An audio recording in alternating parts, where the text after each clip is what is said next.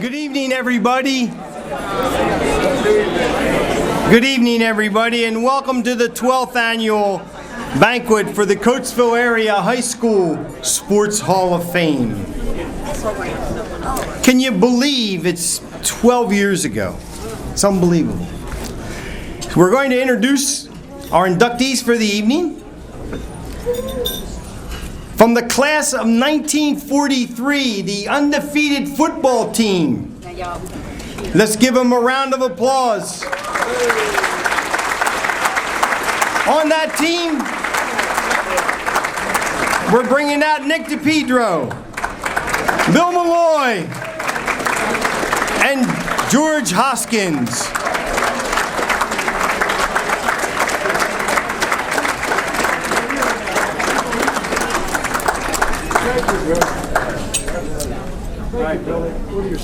Representing the Max Stuber Memorial Award, the family of Patsy Lapuri is Albert Porta and Patsy's son Joe Laporta.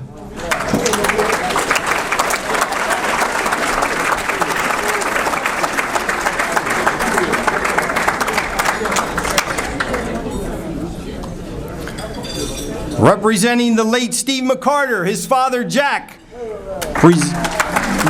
escorted by Ross Kershey. Your table.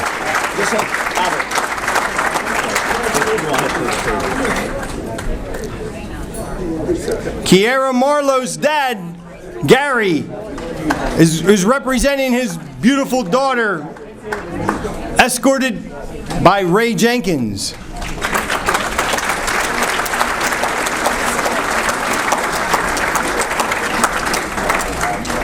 Marjorie Pollock is representing her husband, the late Vic Pollock, escorted by a very handsome Marty Flynn.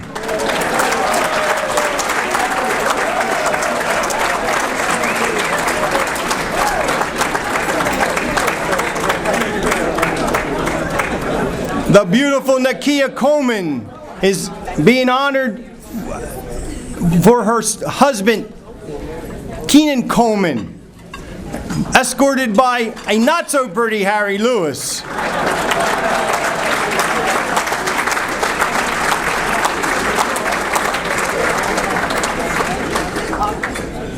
Justin Donato, escorted by Dave Morris. There we are. Sharon Taylor, escorted by Dr. Karen Weaver. Sharon.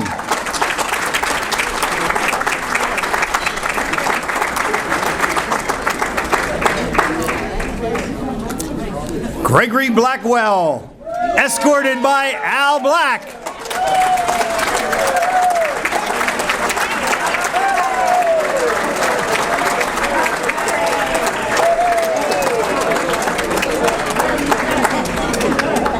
Lance Ziegler, escorted by his father. We just call him Zig.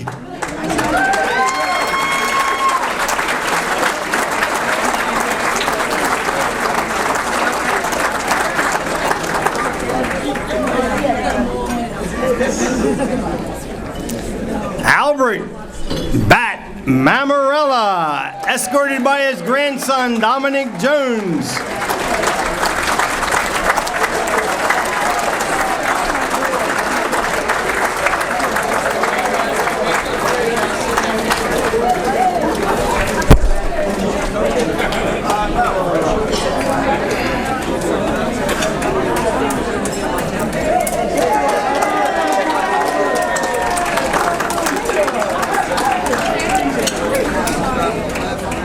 So can you imagine, 12 years ago, two guys, Gene Bernight and Marty Flynn, got together at a retirement and came up with this idea, fine-tuned by Ross Kershey, and we're here 12 years later with almost 300 people at the beautiful Coatesville Country Club.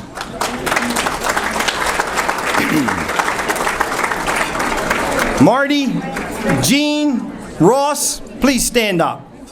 We want to thank you.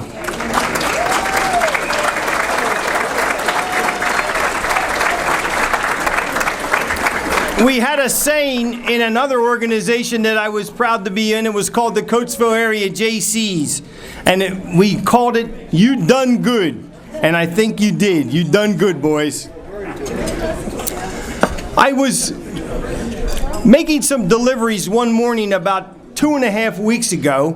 I was heading east on Lincoln Highway, and I was about 8th Avenue looking down towards 11th and 12th. And I saw a serviceman that was walking down the street with a duffel bag in his arms and a backpack on his back. While I was moving towards him, I saw 2 vehicles pull over to the side and asked him if he needed a ride. And it really took my heart. I hadn't seen that since Vietnam, and I'm sure some of you guys haven't seen it since World War II. As I passed him, I looked in my rearview mirror, and 2 more vehicles pulled over to the side to ask him for a ride. This year is a remarkable year. 70 years since Pearl Harbor. 10 years since the disaster at 9/11. 10 years since we started the war in Afghanistan. Osama bin Laden has been gone since May. And 50 years ago, a 44-year-old president said these words: "Let every nation know, whatever it wishes us well or ill, that we shall pay any price, bear any burden, meet any hardship, support any friend, oppose any foe, to assure the survival and success of freedom." That 44-year-old president was John F. Kennedy. And the year was 1961. And with that quote in mind, let us please stand for the invocation and the singing of "God Bless America" by our first president, not of the United States, but as the first president of the Hall of Fame, Marty Connor. Shall we bow our heads in a word of grace? Dear Lord and Heavenly Father, we thank you for all the many wonderful things you have given us in our lifetime. We are here tonight to honor men and women who have excelled in sports at Coatesville High School. May this be a night for them to remember. Now bless this food to our use and us to thy continued service. In Christ's name we pray. Amen. Amen. God bless America, land of our home. Stand beside her and guide her to the night with a light from above. From the mountains to the prairies, to the ocean white with foam. God bless America, my home, sweet home. God bless America, my home, sweet home.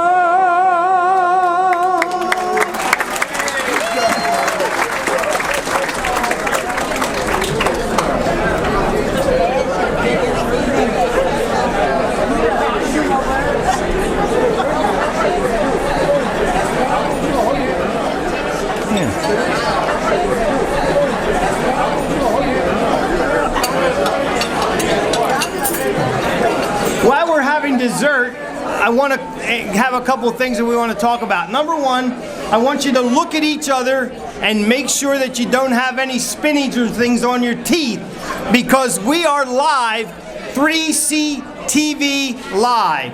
We will be on the internet. So Al Ray's up there, he's in the box.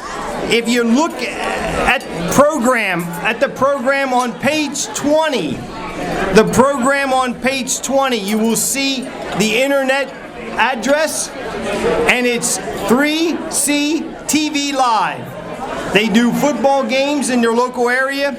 It's a really good vehicle, and you'll be able to watch this program It'll be archived in maybe about a week or so. Is that right? About 1 week? Yes.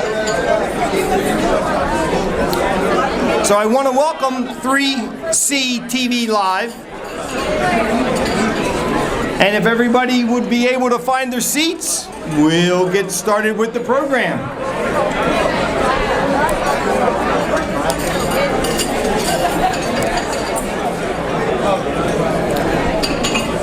I think just looking around, you can get an idea that Ross Kershey said it 12 years ago, and he said, this is not a banquet, this is a Coatesville sports reunion.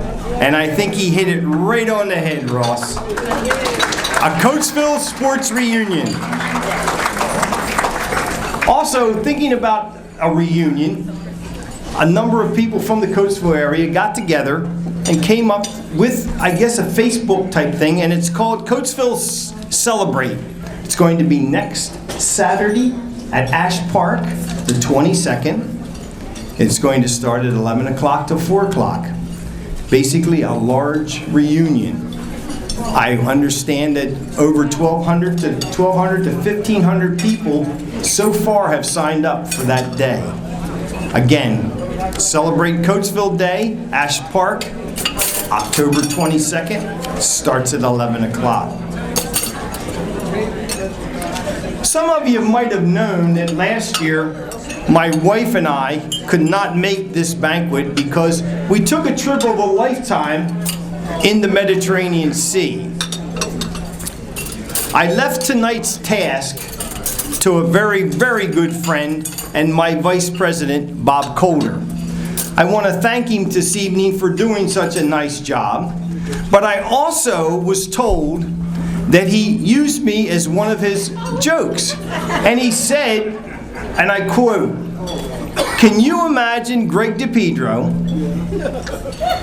on a camel with his bald head shining in the Egyptian sun?" Well, Bob, you're wrong. I'm sorry. If you look at the camera, the thing here, I had a hat on.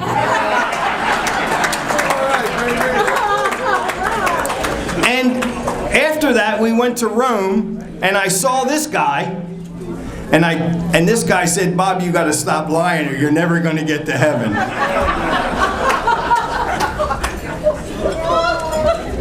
Sounds like Bob. I like you, Bobby. Poor Bob. Next door neighbor, I get it good. I want to introduce our officers. These are the guys that are my right-hand man, and again, my buddy and Vice President Bob Calder. Please stand. Recording Secretary all the way in the back, Dave Rohde. And the man with the money, Dave O'Leary. Davey's around here somewhere. He's back there.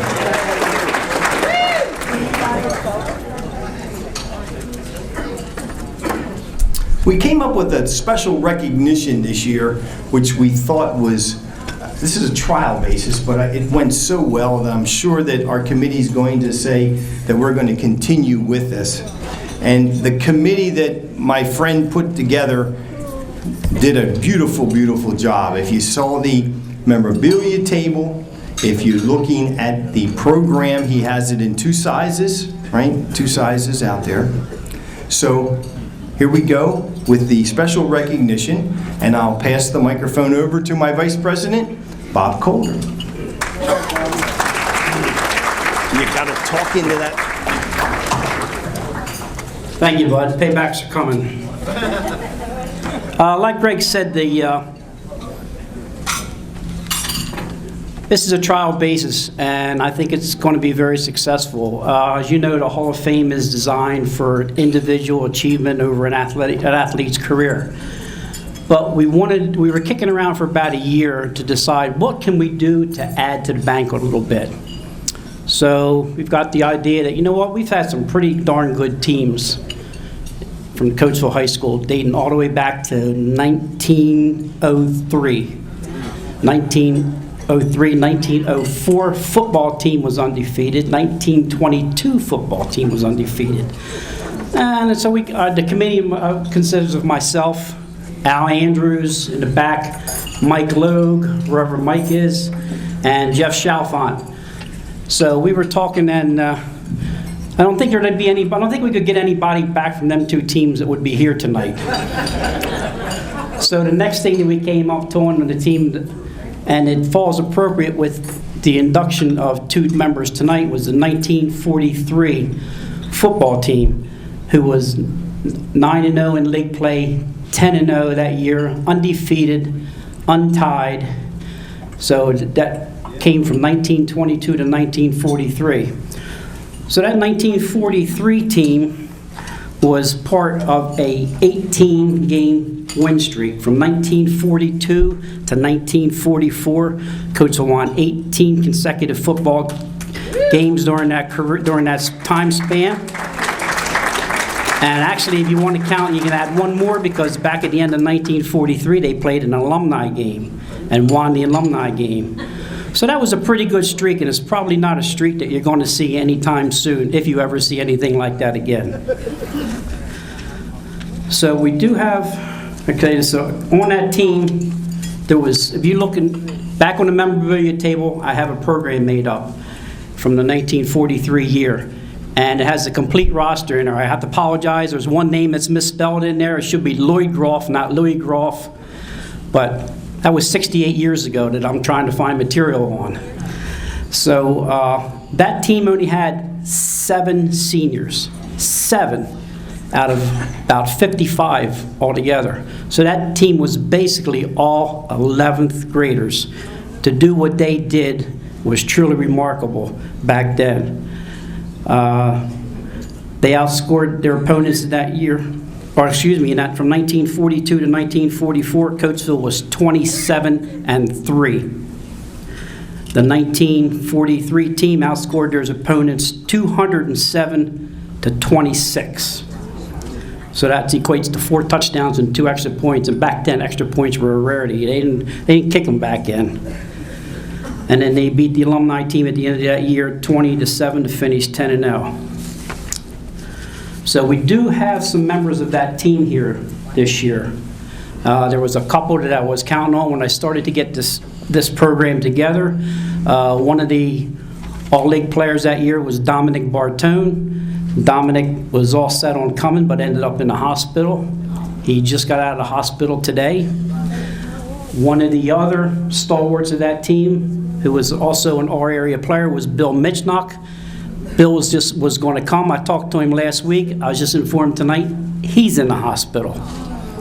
Bob Stoner lives in, I think it's Macungieville, and he wanted to come, but he has a problem with travel. And one gentleman that made that team as a 9th grader, Vince Vigara, one of the best football players in Coatesville history, lives in Syracuse, New York. I talked to him. He wanted to come, but he can't travel under doctor's orders. So, but we do have 3 guys here tonight, and I would like them 3 gentlemen to come forward, please. Nick DePedro, Bill Malloy, George Hoskins, over here. Come on up, guys. Here we go.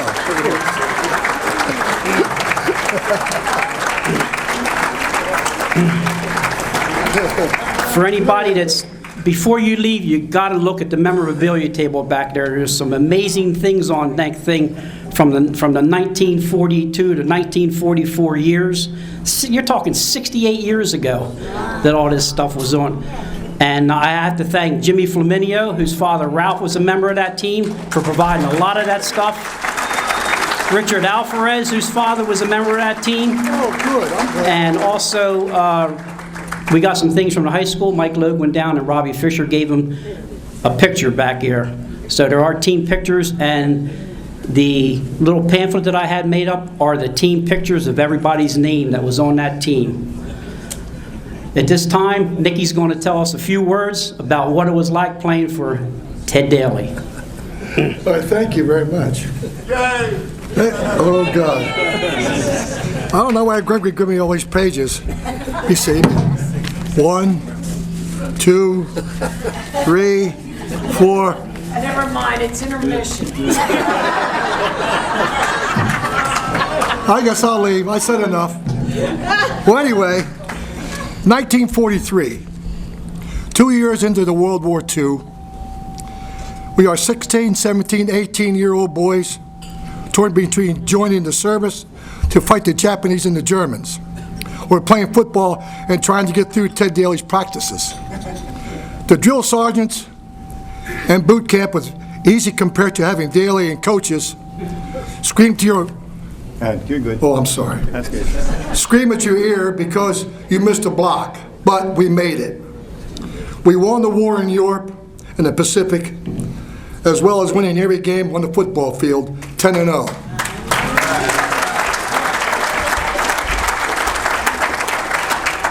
Dedication, hard work, and a love to our country and school. And proud to wear the red and black, the leather helmet. I got the leather helmet right here, which we used wherever it's at. Where'd I put it? Where'd I put it? It was here. What's in your hand? Oh, it's in your hand. Here it is here, look. The leather helmet. I didn't know it was here. Well, what a speaker. What a speaker, I'll tell you.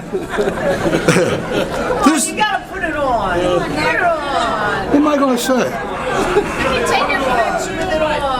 Oh, no, with that? No, I can't wear that. I'm not done yet. Wait a minute. This to my fellow teammates who remembered Aki's words at our last game. Win tonight, and we walk together forever. And in closing, I want to thank Gregory and his committee for doing such a great job getting this thing together, and I thank you very much. Thank you, Val.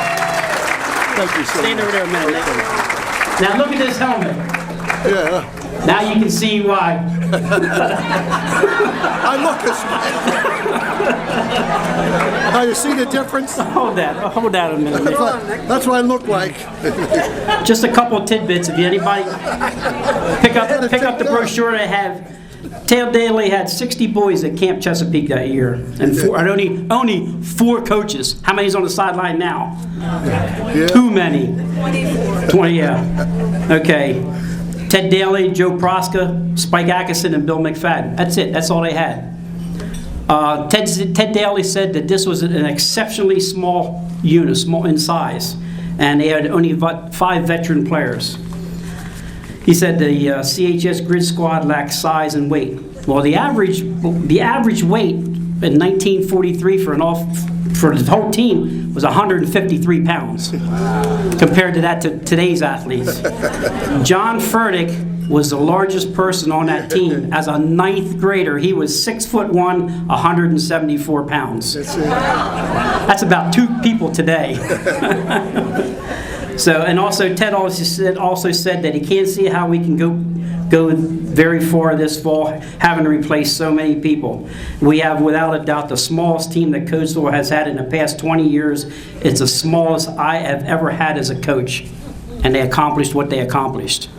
And one thing that I was reading when I was looking back through the material on this is a lot of these players were neighborhood kids. So they were doing things that they practiced in the neighborhood, just like line blocking. You know, they didn't have to worry about coaches telling them how to block. They did it, stunning on the defensive line. That's stuff that they practiced in the neighborhood. And they did it and took it into play during the games. And we have, right now, 7 members of this 1943 team currently in the Hall of Fame, along with 2 coaches. And I think that enough says that what these guys accomplished. So, on behalf of the Coatesville Sports Hall of Fame, Coatesville sports community, I thank you guys for what you've done and keeping excellence in Coatesville sports alive and getting it basically started to modern day to what it is now. So I thank you very much. Thank you. Go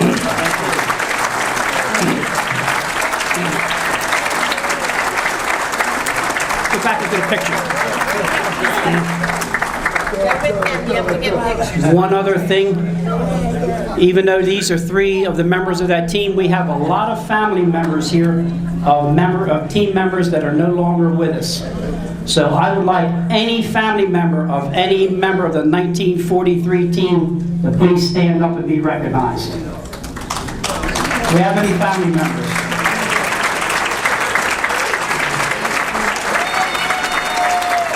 That's right, stand up, Bob's family. Vic Pollock is being inducted tonight under the old-timer category.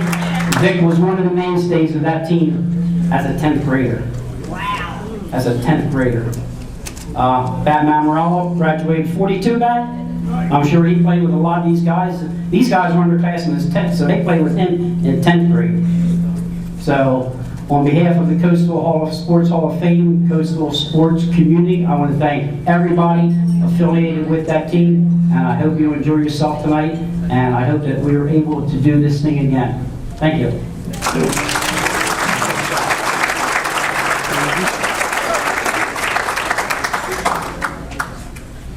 Nice job, Bobby. I have to tell a little story. This is a true story that was given to me by a few of the old timers.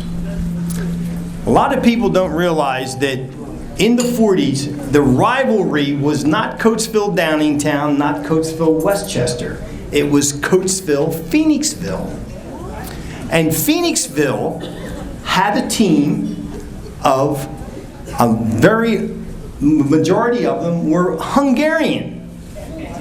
And they were so bold and brazen that they wouldn't even have a huddle. They would come up to the line of scrimmage, very similar to Eli Manning does, and call the play in Hungarian. Now, Ted Daly, smarter than they were, got a hold of Billy Nagy and Edgel Cornett, who knew Hungarian. Guess who won the game?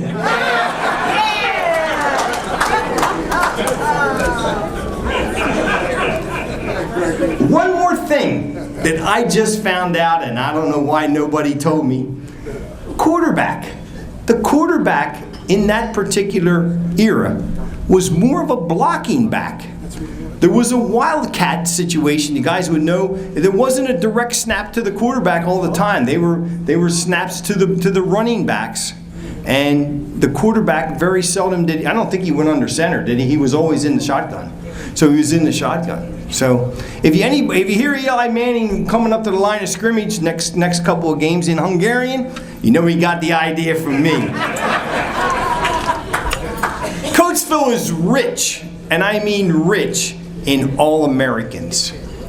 We have 1, 2, 3, 4, 5, 6, 7, 8, 9 All-Americans from the little town of Coatesville.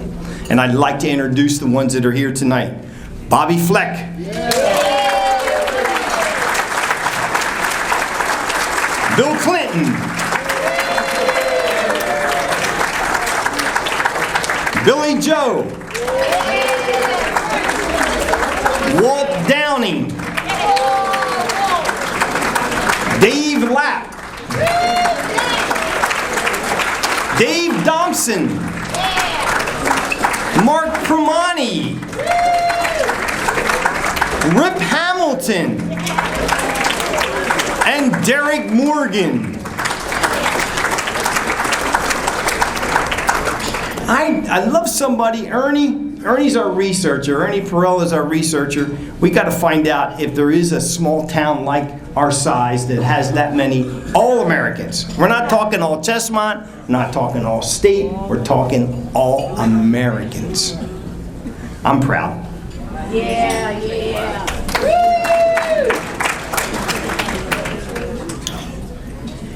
Our next presentation is the Max Stuber Memorial Award.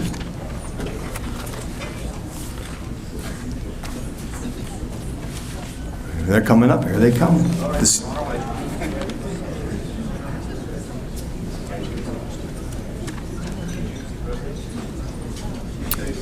Keep in mind that you have to talk into that microphone as well. Okay.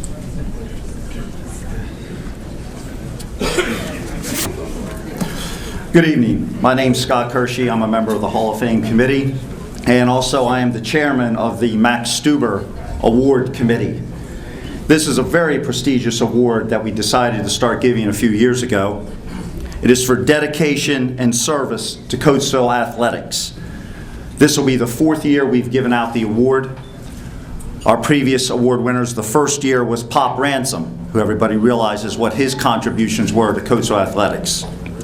Then it was Chuck Carroll, and then it was Bill Richards. Both Chuck Carroll and Bill are here tonight. They are previous winners of the Max Stuber Award. This year, we're going to honor Patsy Laporte, and everybody called him Patsy. Everybody knows when you said Patsy, you know who everybody was talking about.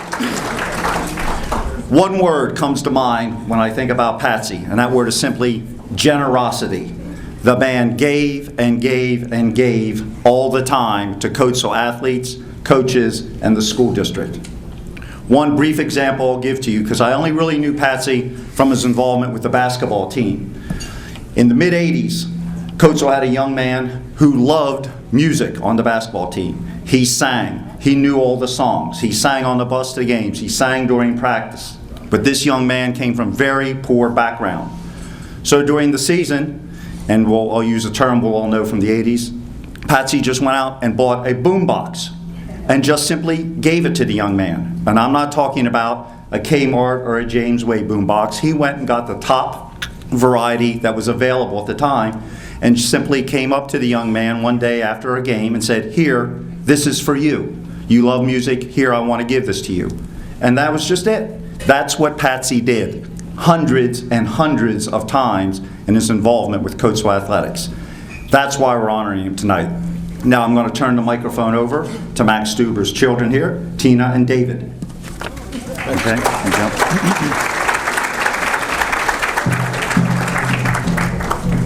Thank you, Scott. I better hold it out here. Good evening, ladies and gentlemen. It's annually an honor and a pleasure to spend this night with you, surrounded by so many of my father's close friends, colleagues, and former athletes. The John Malcolm Stuber Memorial Sports Award was created back in 2008, and it was designed to honor a person or persons who have given their heart and soul to sports and sports activities in the Coatesville area. This year we will posthumously present the award and to announce the recipient. And to tell you a little bit more about him, I'd like to introduce my sister Tina, but not without pulling a piece of candy out of my pocket, like Patsy always did, and just leaving it there for him. Tina?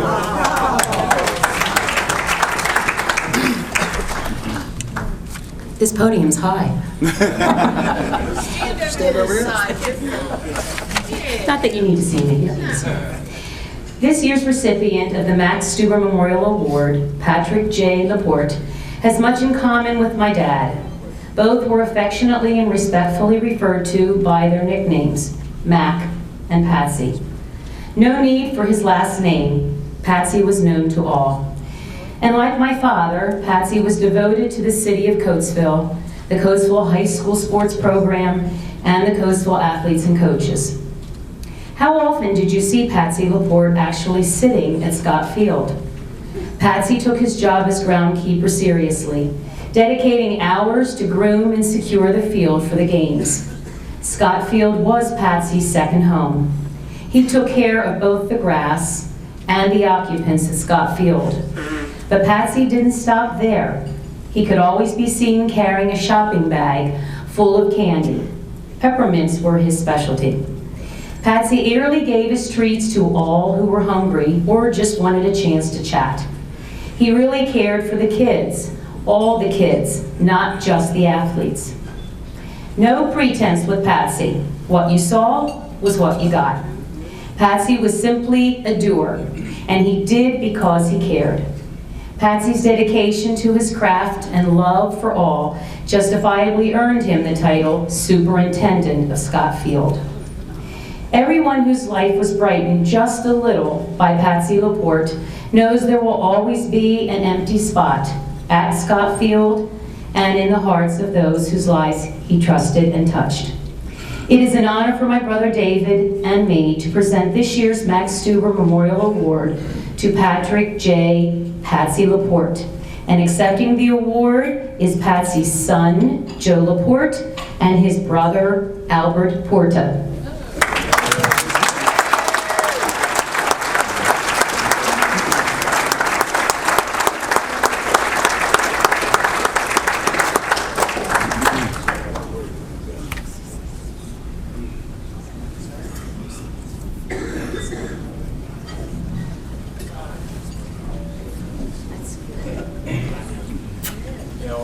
You're over there, Joe.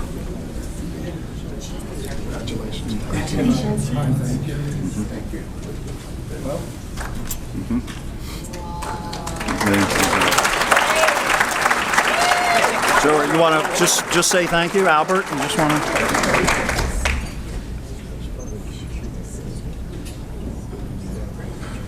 Okay. Just want to say thanks. All I can say, thank you on behalf of my brother.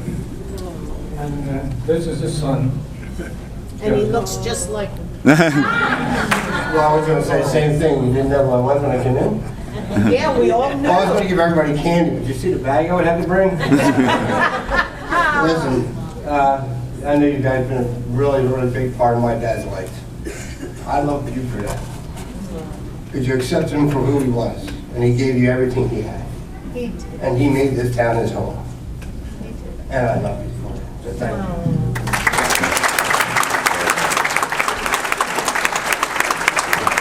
And I must admit, we were surprised about Joe making it here tonight. We knew Albert was going to be here, but then all of a sudden we found out that Joe, Patsy's son, could make it tonight, so we really didn't even know that till this evening. So that was a nice surprise for Patsy's son, Joe, to be here tonight. And now I'll turn the microphone back over to Gregory. Thank you. Thank you. Just a little bit about our committee. I want to get a couple guys standing. Al Andrews, stand up, Al. Thank you so much. Committee chairman of the nominating committee, Dr. Horace Bonsall, right over there. Our founder over there, Jean Burnite. Jean. Coatesville's AD for as many years as we can remember, Chuck Carroll, up in the back there. And a new member to our committee, Jeff Shelfont. Jeff did a great job. Helped Bob out with his program.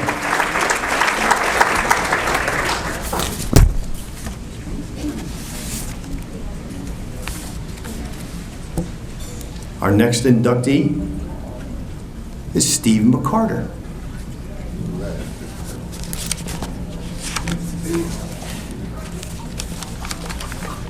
Presenting the award to Steve's family, the Silver Fox.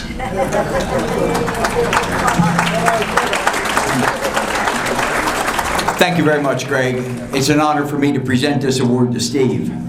Many of you longtime Coatesville fans know that the Raiders made the state championship game in 1952, where they lost a game to Farrell. Coatesville never again appeared in the state championship until 1978, when they made the tournament, led by Steve McCarter. Steve was a sophomore starter for Coatesville. He led a team of underachievers, overachievers, to the Chessmont Championship as a sophomore. In his junior year, we lost a heartbreaking game to Boyertown in overtime. His senior year, we made it to the Palestra, and we beat our longtime nemesis, Plymouth White Marsh, which enabled us to go on to the state championship. I will tell you just one story about that game before I introduced Steve's father. I never got many technical fouls in my career. I managed to keep my emotions under control. But in the Plymouth White Marsh game, somebody's laughing at that story. Greg Blackwell will tell you differently also. They called a fourth personal foul on Steve at the end of the third quarter, and I didn't think it was a good call. And as the referee walked by, I said, "What a call." That's all I said. No cursing, no violent language. I said, "What a call." And he gave me a T. The game was tied at the time. It was the end of the third quarter. Fortunately, the kid from PW missed a technical foul. So I walked out in mid-court at the Palestra, said to the two referees, "We are in a playoff game. The winner goes on, the loser goes home. All I said to you was, 'What a call,' and you gave a T. And that could have given the impetus for Plymouth White Marsh to win the game. I said, you guys have to understand what these young men are putting forth at this time." And I sat down. In the fourth quarter, we got every call. Every call went our way in the fourth quarter. In fact, the famous Plymouth White Marsh coach, Hank Stofko, once got up and screamed at the ref, "Call a technical on me, give my kids a break." When Steve McCarter left the program at Coatesville High School, he was our all-time leading scorer. And that's a major accomplishment because he bypassed Hubie Marshall, one of the great players in Coatesville High School history, who went on to be an All-American at LaSalle. When Steve played in the state championship playoff, in the state playoffs rather, our first game was at one of the toughest places in the United States to play a game. Anyone who's ever been there knows the Scranton CYC, the Scranton CYC. And we played a team from Pittston, and their coach was a fellow named Gene Garula, who played for the Boston Celtics. He was the backup center to Bill Russell, when Russell had many great careers with the Boston Celtics. We beat that Piston team, and tragically in the next game, we lost to Reading High, who made a shot at the buzzer when the ball slipped out of the kid's hands, went 20 feet in the air, and threw the basket. And that's how we lost the state playoff game to Reading. Steve was a great offensive player. In my 20 years prior to Steve, I had a lot of good centers who were big guys, rebounders, defensive players, but not great offensive players. Steve was, and we built our offense around him. And when I say to you that he took a group of overachievers to 3 playoff performances at the Palestra, that's exactly true. And I'm very proud and happy to present Steve McCarter's award to his father, who was an outstanding Coatesville athlete in his own right and one of our community's foremost citizens. I'm happy to present the award to Jack McCarter.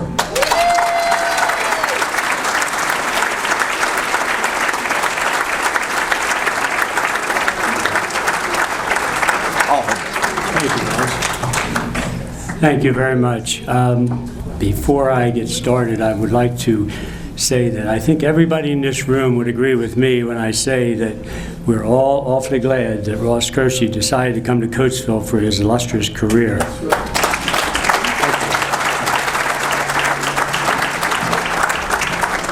I humbly accept tonight is a very emotional night for my family and my son's friends. There's an awful lot of them here, and we're awfully pleased about that. I humbly accept this award on behalf of Steve's mother and brother and sister, and I'm going to ask them if they'll stand up. That's Ann Clinton McCarter, John McCarter, and please stand, and Susan.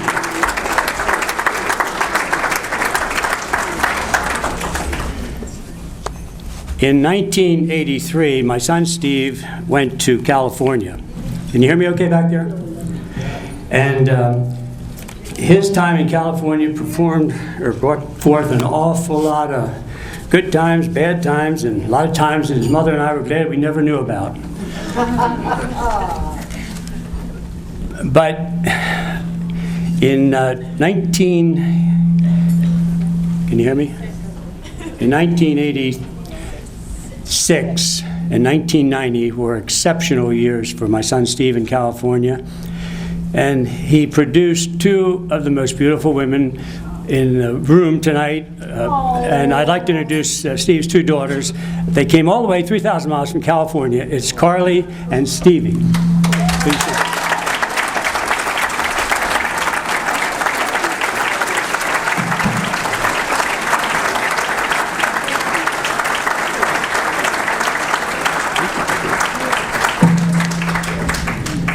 And I wasn't going to tell the story. They told me to keep it under 45 minutes, but as parents, fathers and mothers, you all like to take credit for your children's accomplishments. And for many, many years, I always felt that Steve got his basketball talent from me. And I didn't think it was the Clintons. The Clintons are swimmers, and I just couldn't understand where it came from. But I always took credit for it until about 10 years ago, and Walt Funk informed me that I forgot that he cut me from the 11th grade basketball team when I was a junior. So I never played basketball in high school. But I do want to thank the entire committee for this extremely good event. It's become the premier event of the season, of the year, I think, up here. And the committee is to be very highly touted for it. And thank you so very much for your consideration.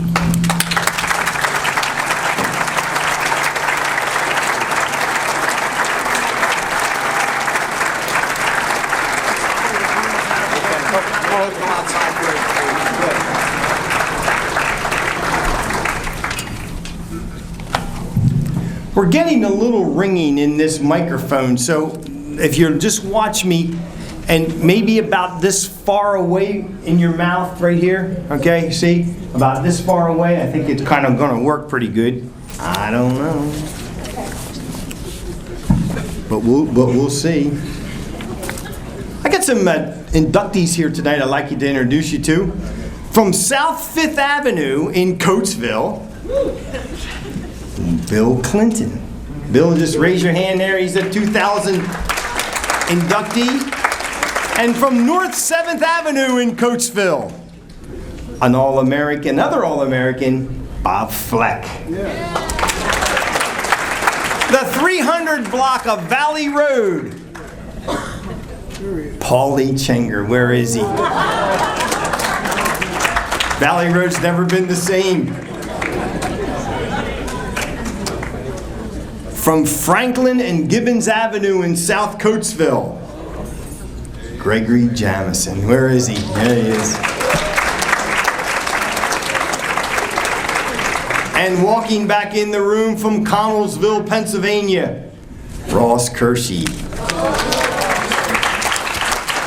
So these guys were Coatesville guys, but they were also from North 7th Avenue, Coates Street, Valley Road. We're working on that one. Our next inductee is a young lady who is probably in an area that's a little cooler than we are here today, and I'll let you hear that story when they come up. So we're ready with Ray Jenkins in inducting Kiera Marlowe.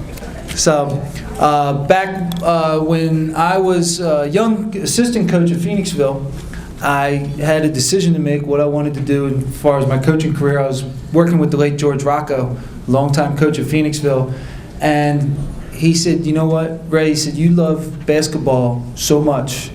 There's about one place you can go, I think, where people like basketball, love basketball as much as you. It's Coatesville. The Coatesville girls basketball job's open. You know what, he was right. And very appreciative for that guidance. And I had some connections at Coatesville. I played in college with Ricky Hicks, and I knew Coach Skuggy, who also was an assistant coach at Westchester when I first got there, so I called him. I said, you know, I hear a lot of things about the Coatesville's girls team, but none of them, maybe they underachieve, maybe they have a hard time with some of the team members, you know, what do you think? And both of them at the same time said, well, you know, very good senior class, and there's this girl in middle school who's pretty good. So as I asked around more and more, the girl in middle school ended up being Kiera Marlowe. So the first time I met her was before my first season had started. We had a terrific group of seniors led by Christina Hamilton. And about the third or fourth workout, all of a sudden there's this new girl in the gym. It's like, well, geez, who's that? And she said, oh, that's Kiera. She's only in 8th grade. And I watched her shoot around for about 10, 15 minutes, and I ran down to Chuck's office. I said, Coach, can we have an 8th grader play varsity? And he said, well, we could, but then she'd have to miss another year during her 4 years, and I don't think you want to do that. But anyway, she was around all the time. Whenever she could be around the high school girls, she was there. She immersed herself in basketball. So as a 9th grader, she stepped right in and was the best player on the court most nights. She averaged close to 20 points a game her freshman year. And one thing about her is she played all 5 positions. So her freshman year, when teams would press us full court, Kiera handled the ball. She was our best ball handler. She was our best passer. And aside from being the best at other things too, she did whatever was asked. One game during her freshman year, she broke her wrist. And she wanted to play the next day. I said, well, you know, you got to at least take one day off. She had a cast on her wrist. But the next 2 nights later, Tuesday, she's back out there handling the ball, not turning it over, no crazy passes. But that's the type of fortitude that she had. She was going to be on the court no matter what. She felt a great obligation to her teammates, as she still does. I'm sure her teammates in Iceland are reaping the benefits. She felt a great sense of need to be out there for her community and the people here in this room tonight. Other highlights from Kiera, sophomore year. We were playing Unionville, and they had Amanda Brown, who was an All-American.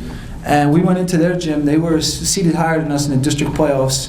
Kyra scored 39, put on a show.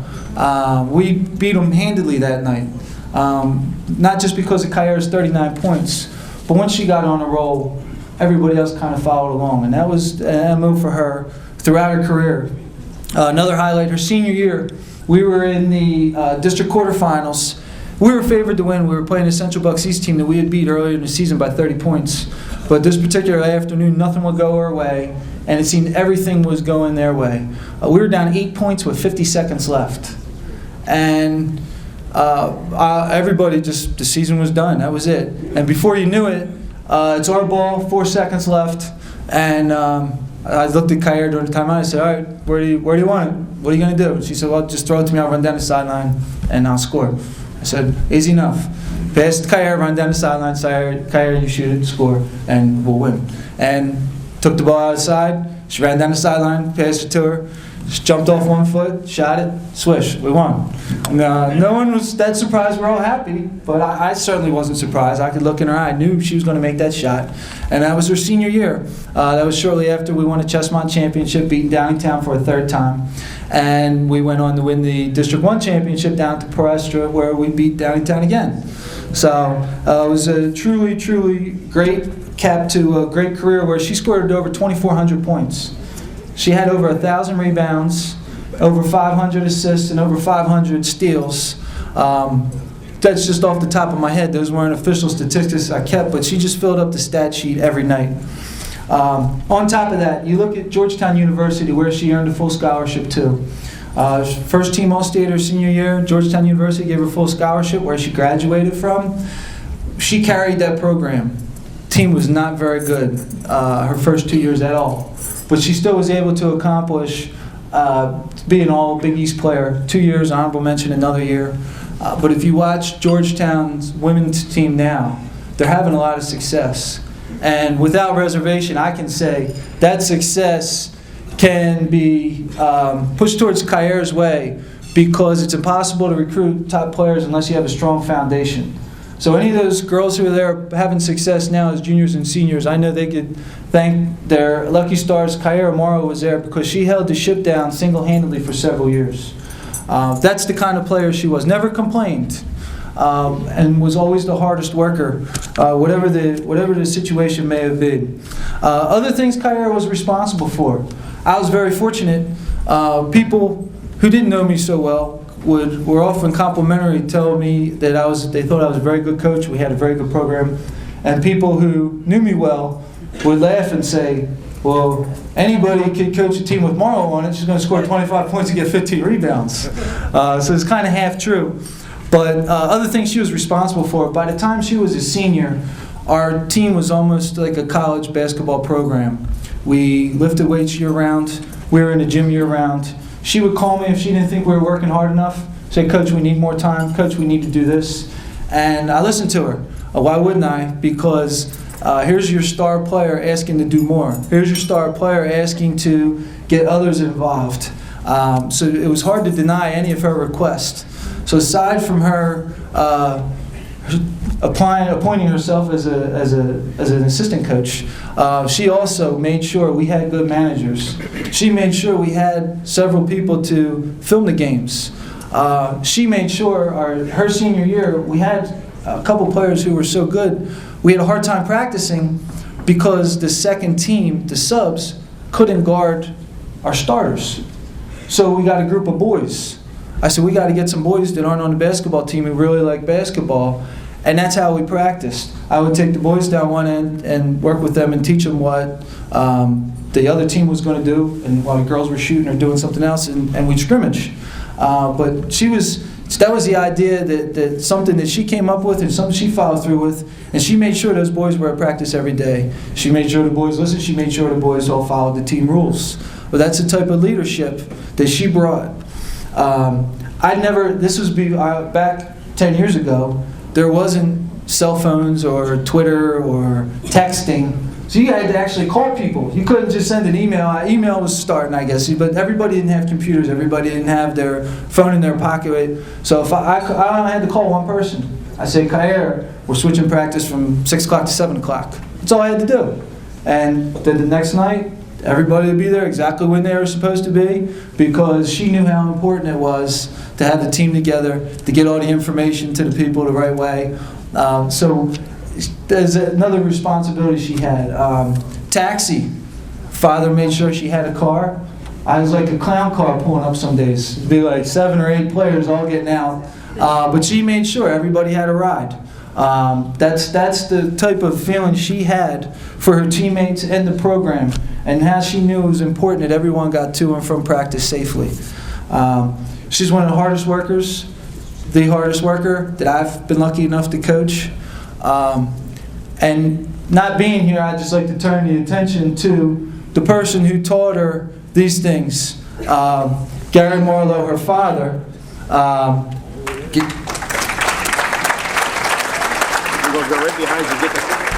And along with Gary, his significant other, Yvette, also, they gave her the foundation. And they gave her the work ethic, and Gary always supported me in a time when it's so easy for parents to say, oh, that coach stinks, oh, that coach doesn't know what he was doing. It was really quite the opposite. So for as great as Kaira was, she could not have been the person she was, a great person that she still is, without the guidance of a terrific father who raised him. So I present this to, on behalf of Kaira Marlowe, to Gary Marlowe.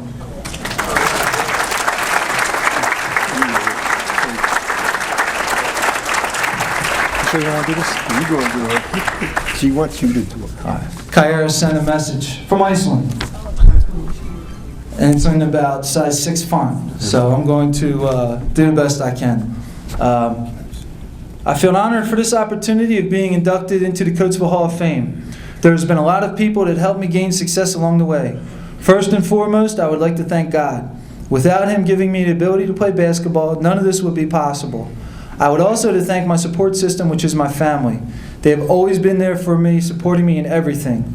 I am thankful for having such a loving family that has been active in my life with both sporting events and educational functions. From my father, grandparents, aunts, and uncles, they have all played a significant role in my life while helping me mature and grow into the woman that I am today. With the absence of my mother growing up, this made the bond between me and my father even stronger. It's tough working as a single parent to support a family and still manage to make every middle school, high school, and college basketball game, but my father did. I remember him working long hours and still showing up at my middle school games in his Lukens uniform and steel-toed boots.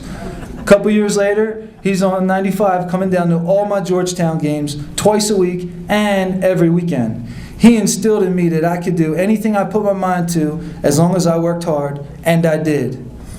I'd like to thank every coach that I've had for taking time to constructively criticize my game. I remember when I first started playing basketball, I would go to Ash Park every Saturday morning and shoot around. I really didn't know how to work out at all. At this point, all I knew was that I loved basketball. I would go to the park and shoot and shoot and shoot. This is when I came across and met Mrs. Jane Johnson, who at the time was Miss Boggs. I guess she got tired of me banging the ball off the backboard, so she came over and corrected my shot and slowly taught me the game at a young age. Since that day, she put me under her wing, and as I got older, started showing me the ropes. With her knowledge and gained success from coaching, I knew I was in good hands as time and effort they all put in with me. The practices and travel in different states every weekend to play against the best competition definitely helped expand my game. Thanks to Christina Hamilton, who looked after me like a little sister. Although she was a few years older than me and went to Temple University to play, she saw my potential and made sure I stayed on the right track. As a 9th grader, Christina exposed me to the student-athlete life of a college kid. From then on, I knew this is what I wanted to do. Then I met my high school coach, Ray Jenkins. I've been around Coach Jenkins since I was in 8th grade. By the time I was in 9th grade, I knew all the plays before we even started our season. It's not easy coaching females during their teenage years, but Coach Jenkins got it done with a district title to show for it, along with many Chestmont League championships. My development from 9th grade to 12th grade under his program prepared me to play at Georgetown University in one of the best conferences in the world. To this day, me and Coach Jenkins still have a genuine friendship that not all players are able to keep with their high school coach. Last but not least, I want to thank the city of Coatesville and everyone who supports Coatesville athletics. Again, thank you all.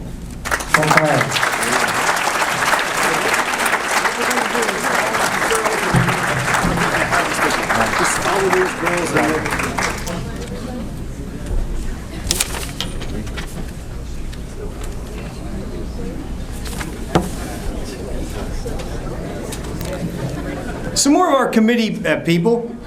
Marty Connor, our first president. Marty's back there, thank you. Bob Coulter, again, my vice president. Johnny D'Amico couldn't make it today, but he was one of our original people in 2000 and is doing very well. Marty Flynn, he's one of our founders. Gary Gill, a new member of our committee. He's done a great job in a short time that he's been with us.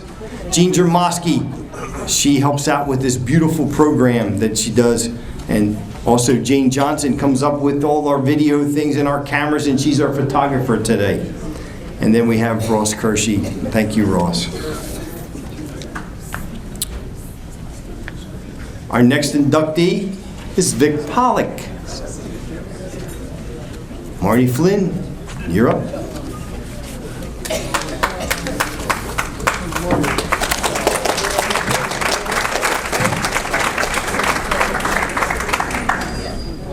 Again, Marty, you're going to talk into this microphone as well, okay?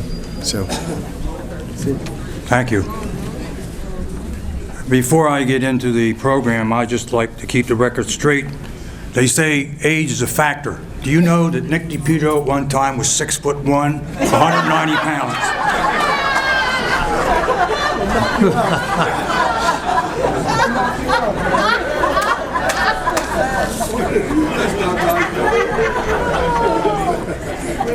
Also, I'd like to welcome one of the founders of the Hall of Fame who came off his sick bed after a major surgery to make this banquet tonight. Yes, he did. Gene Burnett.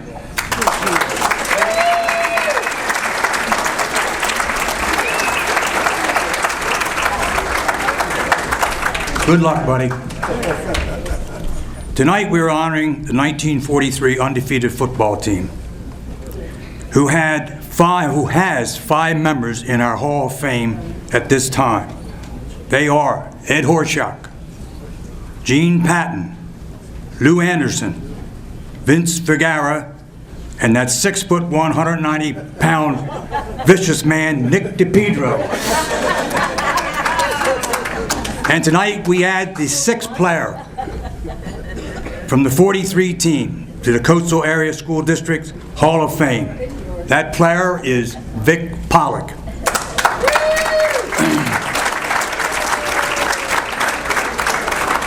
As a player, he was very instrumental in making this undefeated season happen. That year, he scored 8 runs of more than 70 yards for touchdowns, a record today still held in Coatesville football history. Vic Pollock was one of the greatest running backs in the long, great history of football in Coatesville High School, and one of the greatest running backs ever to come out of Pennsylvania.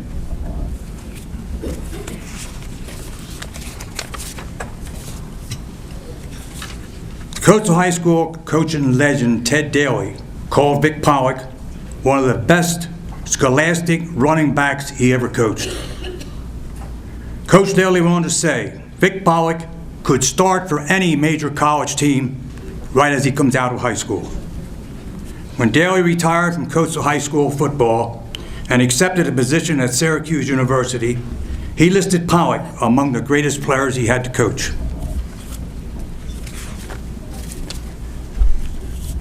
He, like many of the other athletes in our era at that time, was called to serve in his country in World War II.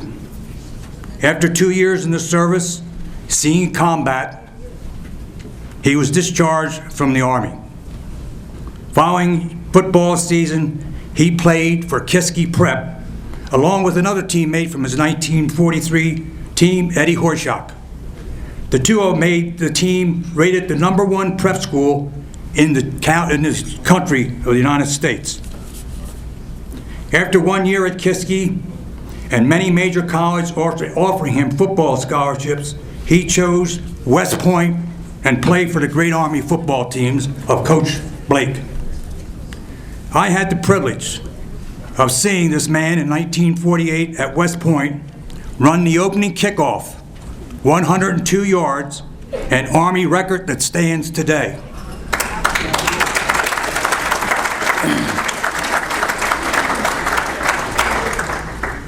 Also, that same year, he scored the winning touchdown at Yankee Stadium when Army beat Michigan, the #1 team in the country. Tonight, I am honored to have the privilege to induct this great football player into the 2011 Coastal Area School Hall of Fame. Will his lovely wife, Marge, come forward to the podium to receive this award?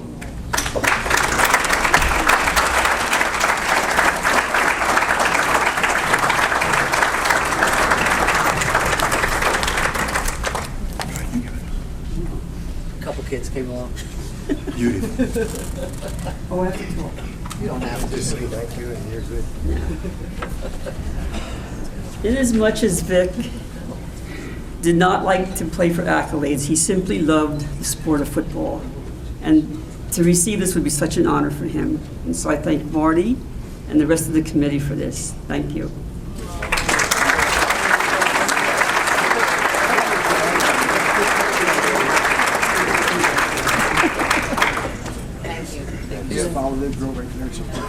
Oh, how nice. Thank you so much. You did very well. Excellent job. Thank you, Marty. We're just...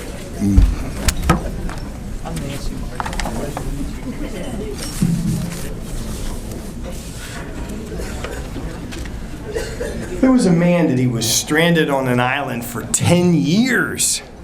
All of a sudden, a couple days into the month of November, this girl appears, a beautiful blonde in a wetsuit. She walks up to him and goes, "How long have you been here?" He goes, "I don't know, it's probably at least 10 years. She says to him, "When's the last time you had a cigarette?" He goes, I've been smoking weeds and stuff like that. I haven't had a cigarette for 10 years. So in her wetsuit, she pulls down the zipper and pulls out a pack of Marlboros, and he's smoking. He's, it's so great. She goes, "When's the last time you had a glass of whiskey?" He goes, "More than 10 years ago." And over in this pocket, she slides down this zipper and pulls out a flask of Jack Daniels. He has a couple of sips, and he's just enjoying it. She looks at him and says, "When's the last time you had any fun?" And while she was doing it, she started to pull the zipper down in the front of her. And he said, "Stop." He says, "I can't believe it. Do you have a pair of golf clubs in there?"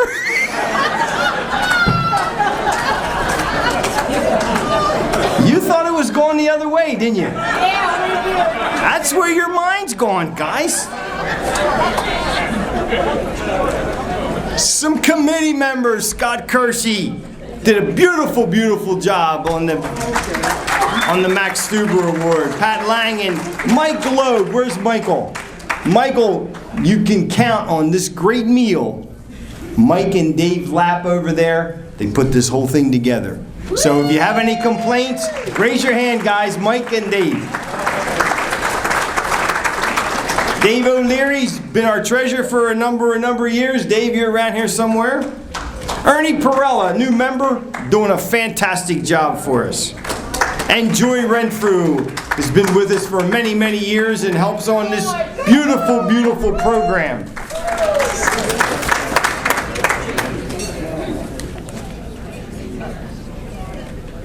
We got a few people here from the 500 block of Olive Street.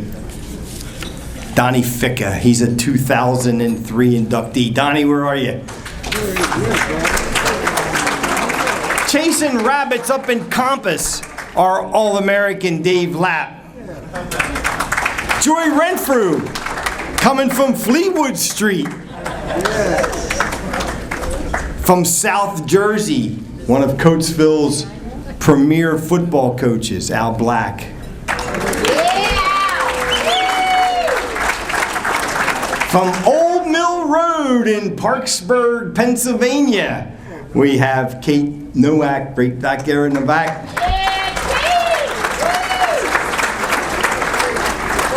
And Carver Court's #1 son, Harry Lewis, back there.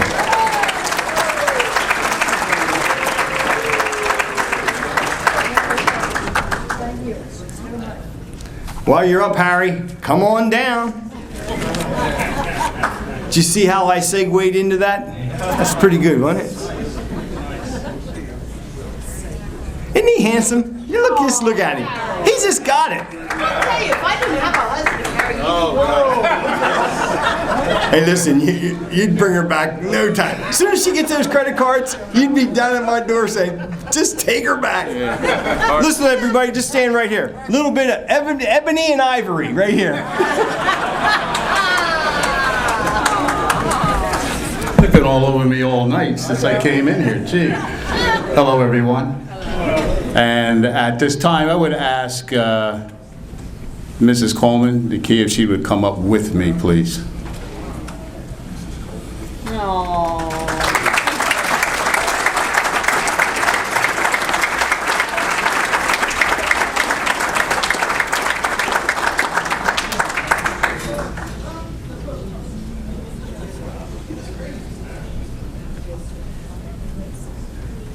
I just want everyone to know, and you already know, she's still grieving. She lost her husband, about a month and a half ago. And this is a very, very courageous and focused young lady. And I wanted her to be up here with me, as it is very difficult for me to talk about Keenan.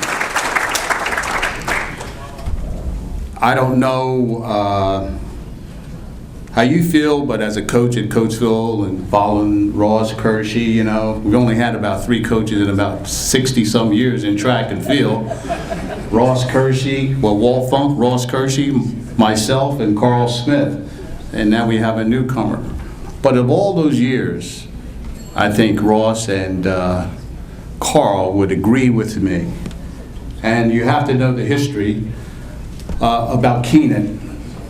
You know, we have our Olympians, we have our college All-Americans, and not knowing that this young man had been stricken, unbeknownst to me or any of my coaching staff, his junior year in high school. Keenan used to come to practice. I said, "Boy, what's the matter with you?" And he just had that tired look.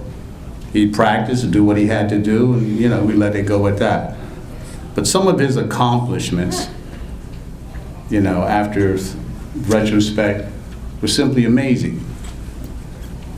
This young man is our only high jumper that went over. We had 3 high jumpers over 7 feet, and Keenan was the only one that cleared 7 feet more than once. He's a very focused individual, and some of the feats that he accomplished, I am still amazed to this day, because I've had an opportunity, because we have great athletes and tons of great athletes that graduated from Coatesville in track and field. But to accomplish what this young man did is unbelievable. And if you know anything about track and field, one example, Williamsburg, William and Mary University Colonial Relays, and Tom Ingram reminded me of this. Very cold, blistery day, early April. And Keenan, when he high jumped, we never let him come in lower than 6 feet 5 inches to start. And he's laying around, and it's hard to get your athletes in that type of weather condition to warm up, keep moving so you can do your best. Keenan just lounged around, and we'd get on him. He said, "Coach, don't worry, I got this." He told Coach Ingram this. That's one of the times he cleared 7 feet. And it had to be, I guess, in the high 50s that day. That's one incident. State track meet, state championship. He'd already won the high jump, and we needed points in the triple jump. Kid from Glen Mills went 49 feet, 1 inch. Keenan's last jump. I got this, coach. 49 feet, 7 inches, I think it was. Won the championship on his last jump. Went on to Essex Community College, Baltimore College at this point, and he was really stricken. Surgery, major surgery. After the surgery, a year later, he came back, finished up that year. He went 7 feet 4 inches. Wow. And as I think about that now, Keenan and I and Tom Ingram went to California to Golden West in Sacramento. And this was when he was a high school senior. And there was a poster for high school athletes on the bulletin board that one young man had gone 7 feet 4 inches. Well, we're not even thinking about 7 feet 4. And Keenan made a statement that has come back to me recently. He said, "Coach, I can do that." He said, "I might not do it today, but I'm going to do it." When he went to school, after his surgery, the school record still stands at Essex, 7 feet 4 inches. Yeah. And one last phenomenal feat. He was also a triple jumper, as I stated earlier. He still holds the record at Essex, over 53 feet in the triple jump, after major surgery. I mean, this is like impossible. And he knew he was sick, but I've never coached. And I've coached a lot of young men in here, as Ross and Carl has.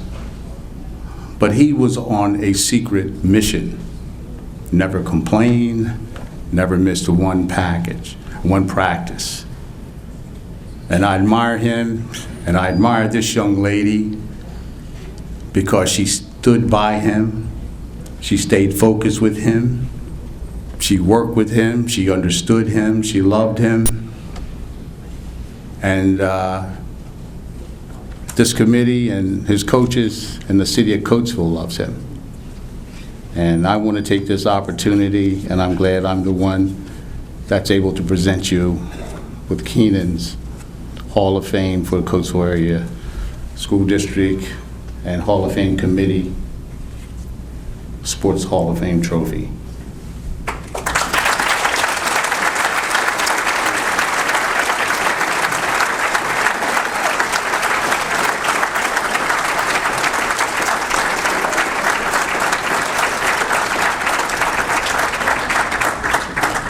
I'd like to thank you all on behalf of Keenan and friends and family, sisters, children. We're all so proud of him, and although he's not here, we know he's here. That's right, honey. And he's also accepting this as well. Thank you, Mr. DePedro, for everything. Ms. Johnson for helping me through. And thank you all.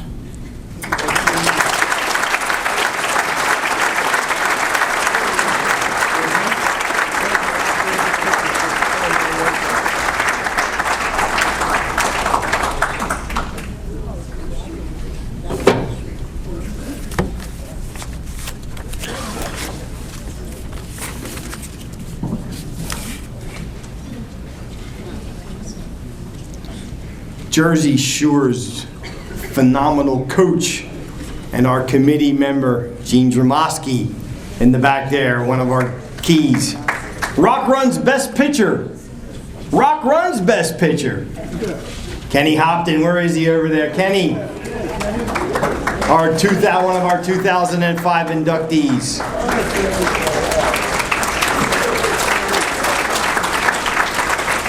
Pomeroy Heights #1 football player, Eddie Schultz right over there.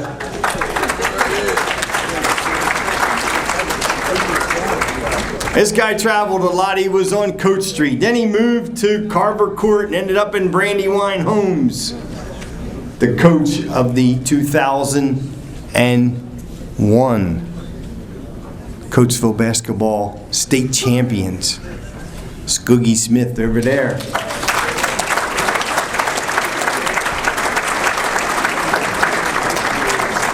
Dave Morris, come on down. Dave, we're going to keep that, so you're going to talk into that one as well for you on TV. Gotcha, thanks. Good evening. If you look in your program, it's easy to see why Justin Donato is being inducted tonight. Justin was a district champion in swimming, a state champion, and he still holds many school records, which I'm trying to get my boys to break, but we haven't broken too many yet.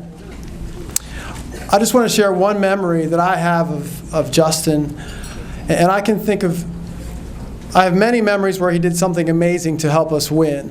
He was an incredible swimmer who had a lot of dramatic victories for us. But instead I wanted to share a memory that's my favorite memory, and it wasn't a memory where he was victorious. In fact, it was a memory of the slowest swim of his entire career. It took place when he was a junior at State College at the state championships. On the first day of the meet in the preliminaries, he was swimming the 200 freestyle and the 200 freestyle relay. And in the 200 freestyle, he swam very well. He moved on to the finals. And then in the 200 freestyle relay, he had a finish. He was known for this finish where he would twist his elbow to get in before the guy next to him.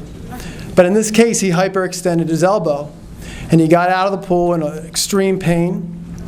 And the trainers looked at him, and they weren't really sure what to make of it. And we were all kind of like, all right, what do we do now? And he was in excruciating pain. So the whole day we iced the elbow, and he took Advil, and he rested. He came back that night for the finals, and he warmed up, and he was hurting, but he says, I think I can swim. So he swam the 200 freestyle and did pretty well. Wasn't at his best, but he got through the race okay, and he medaled. The next morning he came back for the 100 freestyle and the 400 freestyle relay. And all I said to him was, if there's any way you cannot finish hard on that elbow, try to avoid that. But that's really difficult. It's like telling a boxer who's a southpaw to fight right-handed. It's you come in on the arm, you come in on, and there's not much you can do about it. Well, in the 100 freestyle, he swam pretty well, and he made it to the finals again. But then in the 400 freestyle relay, it was going to be real tight for us to make it into the finals for the medals. And we were right next to Governor Mifflin. And he was coming down the pool neck and neck with this kid, and I could see it setting up for where he was going to come in on the wrong arm. And when he finished, he completely extended his elbow backwards, and I could just see it go the wrong way. And he got out of the pool and he was done. There was no way he was going to continue swimming. But fortunately, freestyle is an event where there aren't real strict rules. If you can go that way without touching the bottom, you're going to be legal. And he had already made it to the finals in the 100 freestyle, where if you swim, you get a medal. So he said, well, here's what we'll do tonight, Justin. You'll just swim the 100 freestyle with one arm. And to tell a highly competitive, very talented athlete who has a lot of pride in what he does that you're going to swim with one arm at the state championship meet, it's not something you normally see. You don't see a lot of big injuries in swim meets. You know, you might have kids who get hurt in practice from overwork, but you don't see injuries in a swimming meet. But that night, he swam the 100 freestyle with one arm, and he finished 30 seconds behind everybody else in the heat. But when he was done, he got, at Penn State, the natatorium is incredibly loud, and there would be over 1,000 people in there for the state finals. And when he was done, he got the greatest ovation I've ever heard anyone ever get at that meet. Better than any of the state record swims I'd seen from kids or any exciting races. There was literally 5 minutes people were on their feet cheering, and it wasn't a pity cheer. It was an inspirational cheer because people were really moved by what they saw. And the meet just kind of stopped for him. And again, he was the first one called to the podium for medals, and there was 5 minutes of people on their feet just loudly cheering. And for years after that, people came to me and would talk to me about that and ask me how that kid was doing. And I guess what made the story complete was the next year he returned to that meet and he became a state champion in the 200 freestyle and in the 200 freestyle relay. And I guess what I took from that is not only was Justin a very talented athlete and a very fast swimmer, he was also a kid with a lot of courage and a lot of humility, because it takes that as well to do something like that. And he really inspired people, and he's certainly one of the great athletes of his generation at Coatesville, and a very deserving member to go into the Hall of Fame. So Justin, come on up.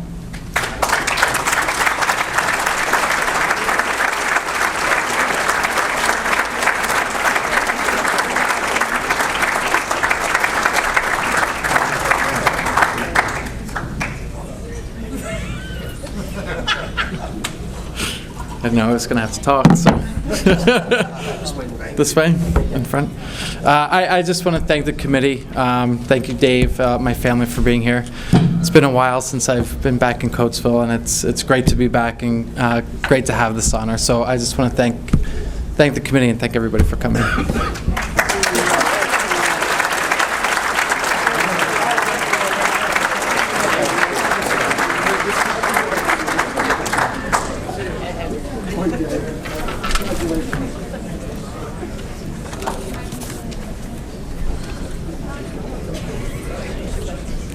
A few more of our committee people. Bill Richards, one of last year's inductees, and a great guy.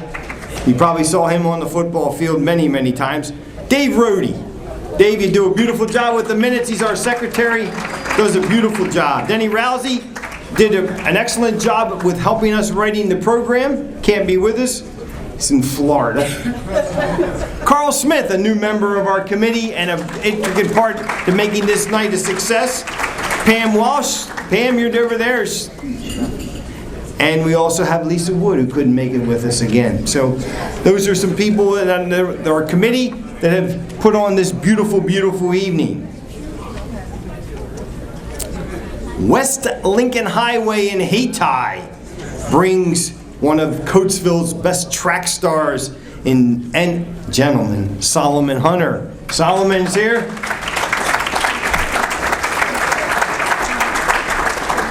The 200 block of Graham Avenue, when you're going up Black Horse Hill up towards the VA hospital, brings Coatesville's, I don't know. He's my uncle. It's Nick DePedro.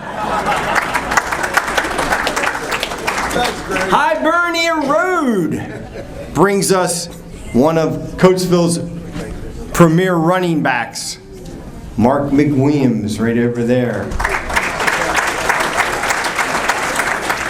And Norwood Avenue gives Billy Mendenhall.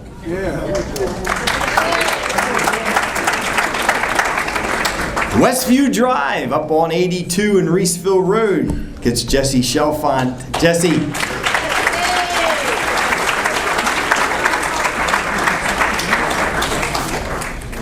They're from everywhere. Dr. Weaver, come on down.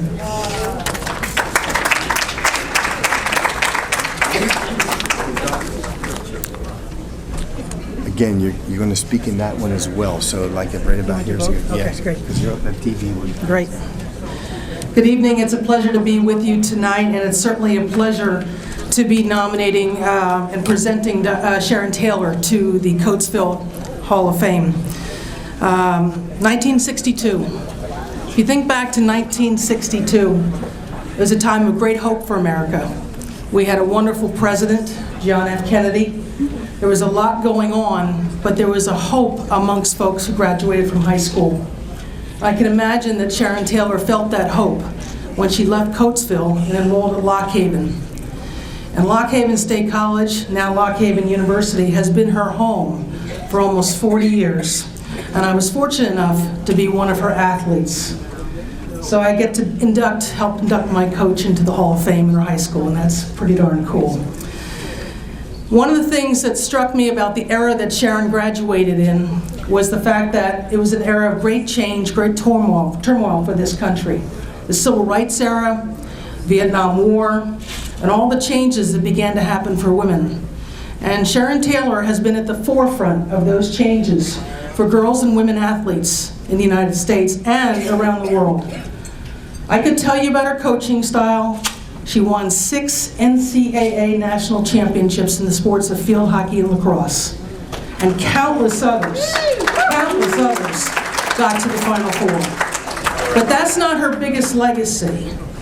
Her biggest legacy is the impact she left on girls and women here in the United States. Sharon Taylor was in the vicinity when Title IX was created and passed into law. You have a legend here in Coatesville because of the work that she did. Sharon Taylor was the first person to create a national championship in the sport of field hockey, which today is still one of the best, in my opinion, the best championships. Of course, I played field hockey, so that gives me a little biased. But here's one thing that's really interesting about her legacy, is she followed a legend at Lock Haven. She followed Charlotte Smith, who in and of her own time was a leader, was someone who stood up for girls and women. And that's not easy to do, to follow in someone's footsteps. I mean, they've named a field after Charlotte Smith at Lock Haven. But Sharon did it with grace and humility, and to this day, she has so many student athletes that come back because she is still at Lock Haven. She's one of those folks that in my life I get to lift up because she brought me along.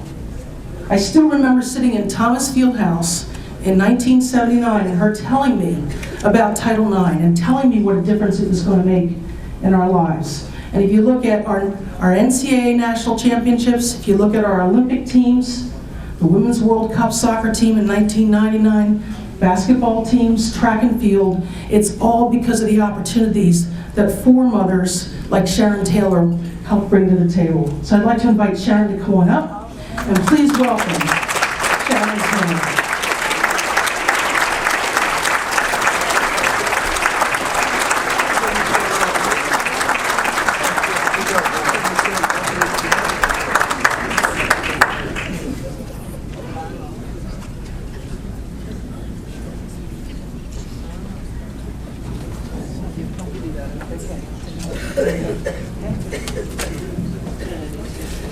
Well, thank you. I hope you don't mind if I say a few words. I've waited 50 years for this. I just want to see you. Thank you very much, Karen. I appreciate that, and I appreciate my family being here and some of my closest friends. And I'm really humbled being in the company of the people who have been presented already and are yet to be presented. And congratulations to all of you. Coatesville has always produced marvelous athletes. And when I was here, 50 years ago, literally this year, it was a time before the time for most women. But I want to thank the committee very much for this. My good friend Joy Renfrew. Joy and I played ball together, summer ball, softball together. Long time ago. She's much older than I am. But also I want to thank Jean and Greg. They were so kind to me, and of course some of the other folks that are on the committee, Ernie and Ross Kershey. Then the first thing I said to Greg when I talked to him on the telephone, you'll recall this, at the end of our conversation I said, "Are you related to Nick DePedro?" And he said, "He's my uncle." Now, when I was a kid, and I know what is this with streets? That was amazing. But I got to put in a plug for 151 Rosemont Avenue, I guess, because that's where I lived at that time. But when I used to get down to Ash Park and play in the park, when I was 6, 7, 8, 9, 10 years old, Nicky DePedro was the hero of every girl and boy that played sports anywhere. Even as a young man, he was acceptable to both of my parents when I would go and hang around, the kids at the park. Seriously. I was going to say tonight, Thomas Wolfe was wrong when he wrote, "You can't go home again. You can't come home again." You can, even if it's only for a day or an evening, and it was really fun doing that today, and it's really wonderful being here this evening. But in the way he meant it was, things don't stand still, they're different. And I have to say to you, that came in very clearly to me this afternoon. I walked into Midway to get a Greek hot dog, and there are none. They want to put relish on it and ketchup on. Why did you let that get away? But we have a good Greek hot dog place in Lock Haven, so I guess we can survive that. But I really was looking forward to that. When they asked for photos of your playing in a sport, you saw what I sent in. I mean, I look like I'm about to be sainted instead of, inducted. I mean, but there were no pictures in the yearbook in that time. I played 3 sports, 3 years each, and it was great. There were 4 sports for girls at that time. I didn't swim. I did play field hockey, basketball, and softball. And there are coaches, and I really would like to mention their names. Probably some of these names have never been mentioned at a Hall of Fame, but they were important, and they were people who were important to me. I had Beatrice Hallman, coached basketball and hockey in my 10th grade. Barbara Prince, same 2 sports in 11th grade, some of you may remember.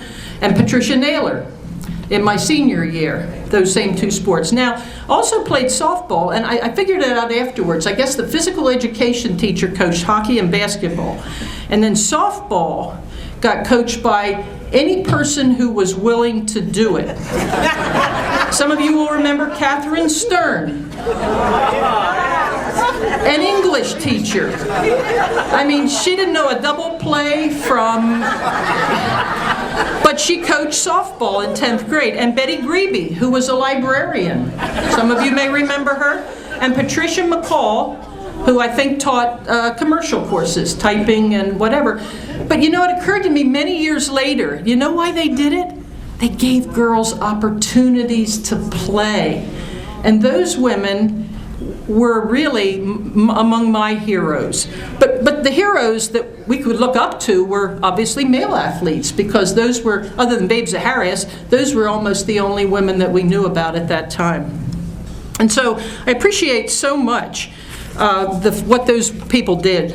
And I have to tell you, I got a chance to, over the years I've had a chance to speak to a lot of young girls and high school girls and talk to them about sport and competition. And I always thought, well, I'll just, obviously they appreciated the fact that I'd been successful as an athlete, I'd been successful as a coach and everything. And so I thought, well, how can I really connect with them? Well, I know I can bring all my awards to the banquet and talk to them and show them, because, kids get awards now for every single thing.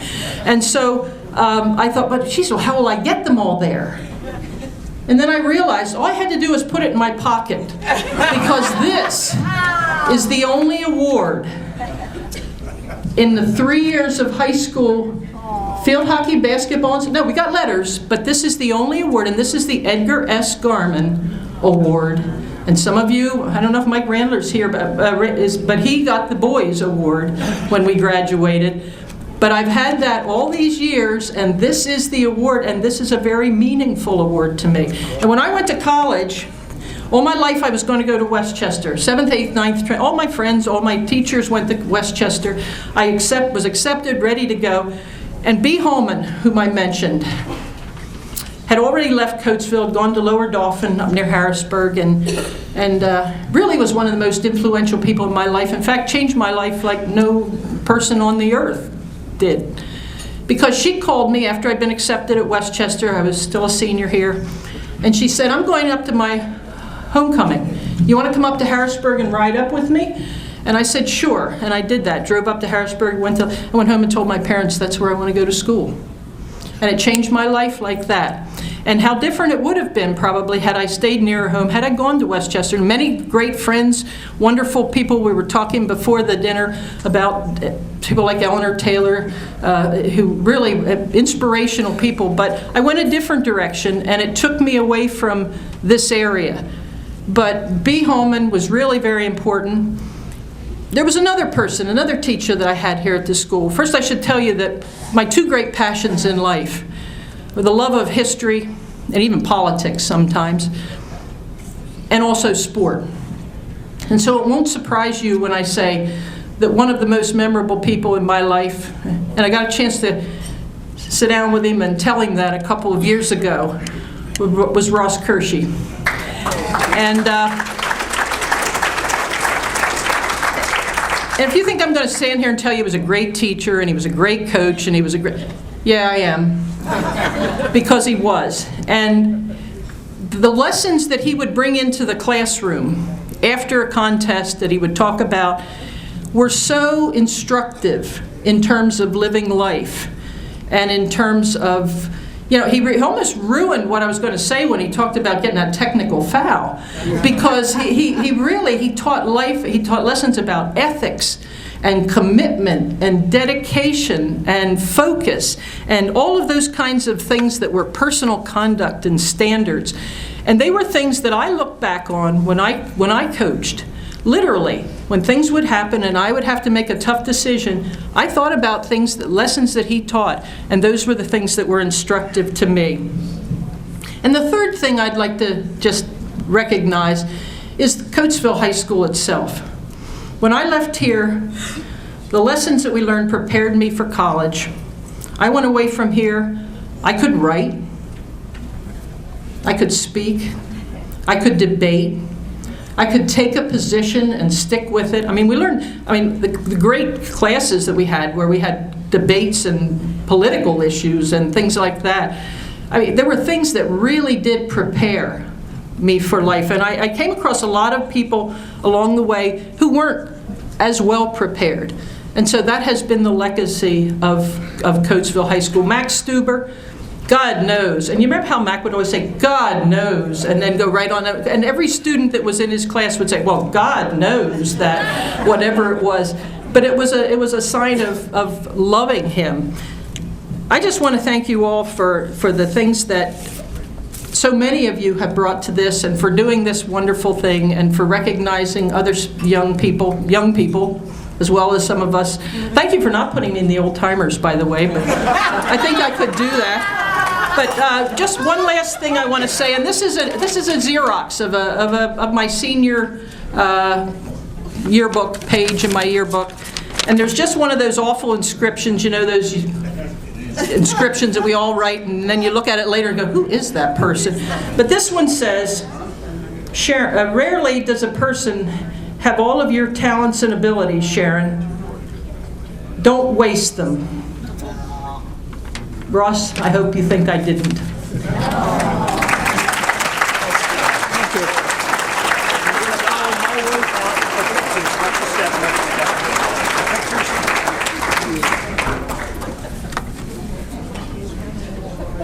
I want you to look at page 19.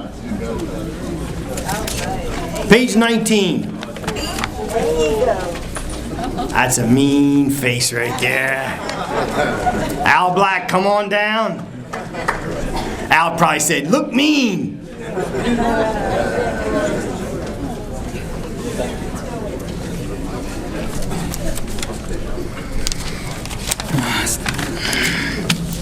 I have to give you all a football lesson, so ladies, don't go to sleep, please. All right? Yeah. You know the definition of a football coach.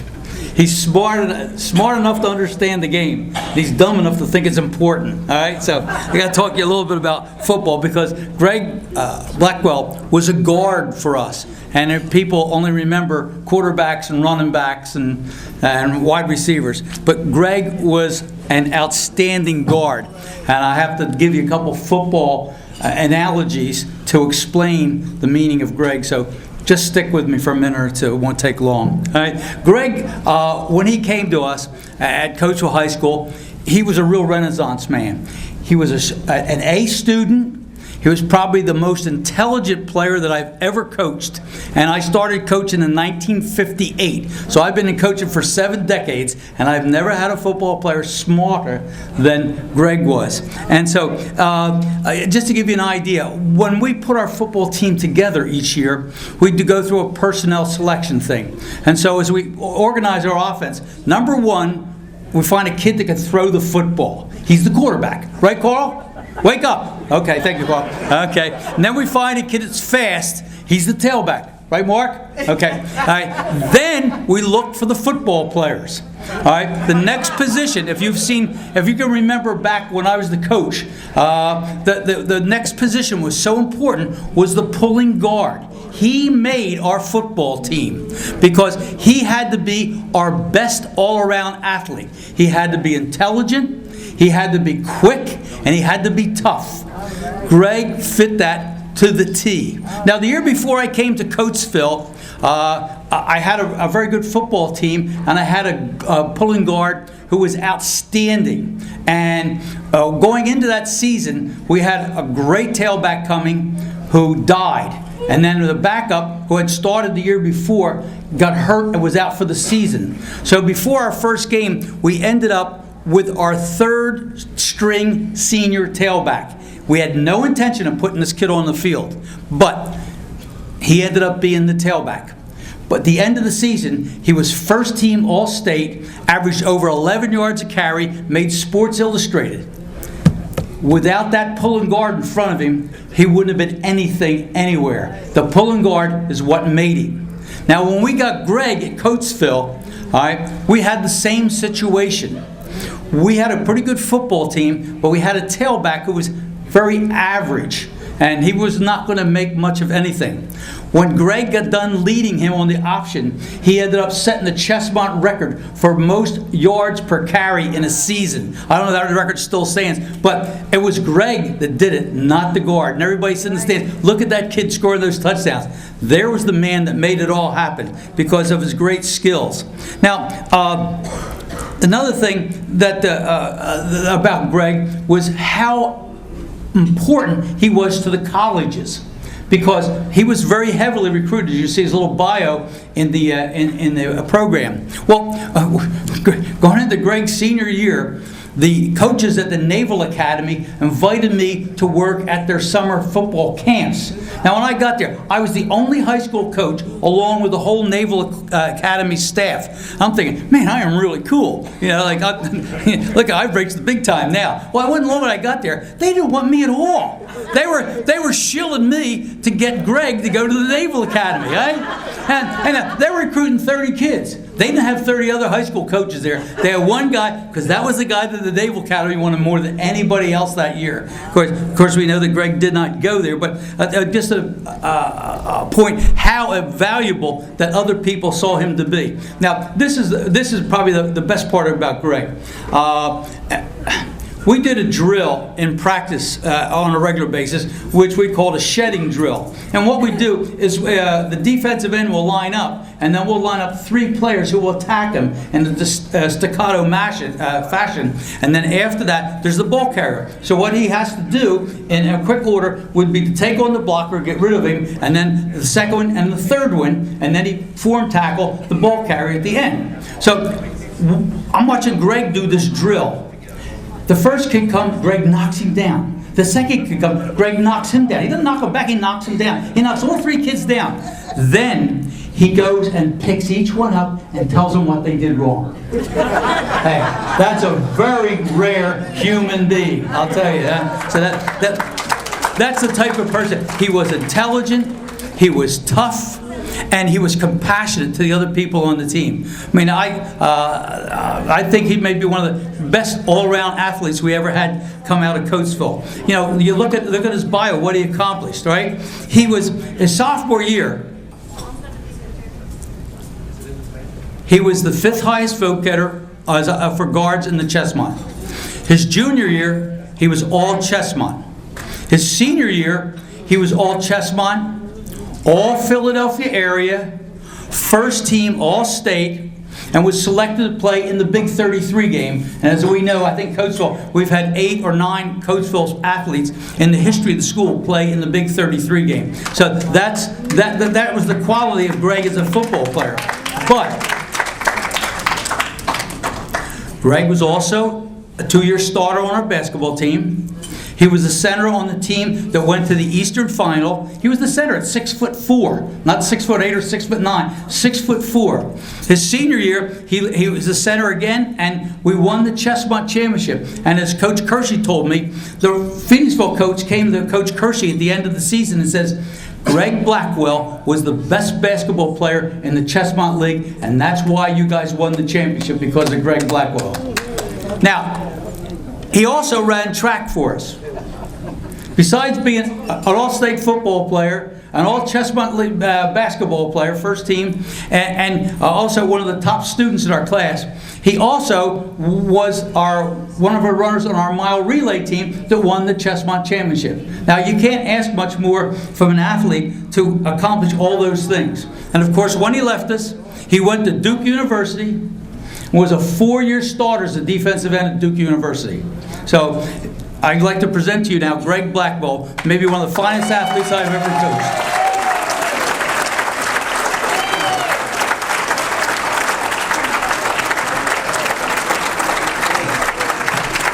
There you go, Greg. Congratulations. We get our picture taken. Hang on there. Okay. Here you go. You want to say something?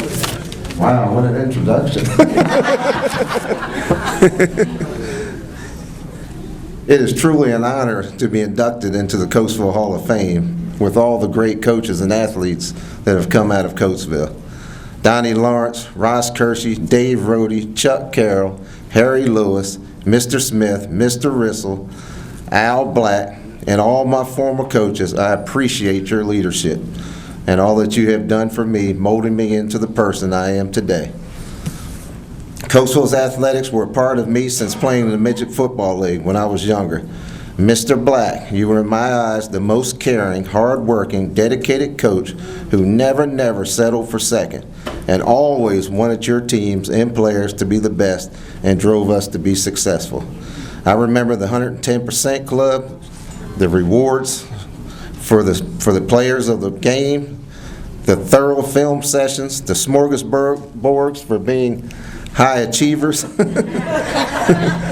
the tough, organized, and thorough practices, the mile run, and most importantly, your personal influence and interest in my success, and allowing me to develop on your high-performing team. Thank you, Mr. Black, for exposing me to different colleges in the country. I would never have graduated from Duke University without your support and for you caring for me. My father, Frank Blackwell, had the greatest influence on my life and career.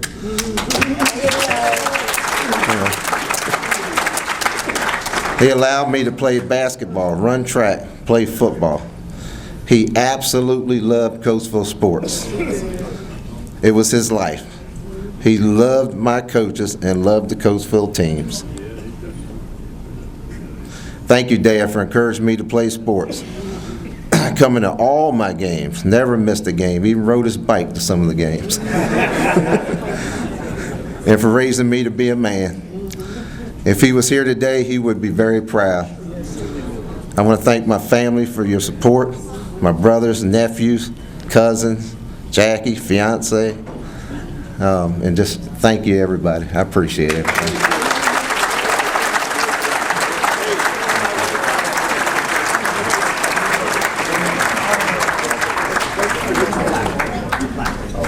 Before you leave, number one. Once you step right in.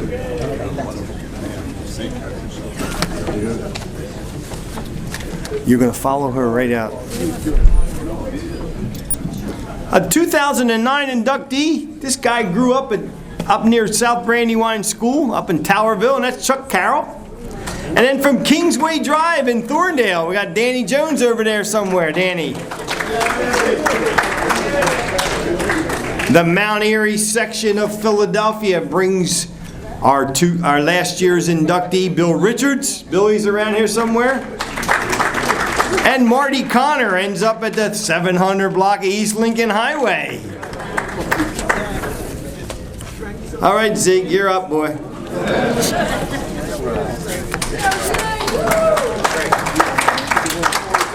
Yeah. Thank you. You're going to talk into that microphone also.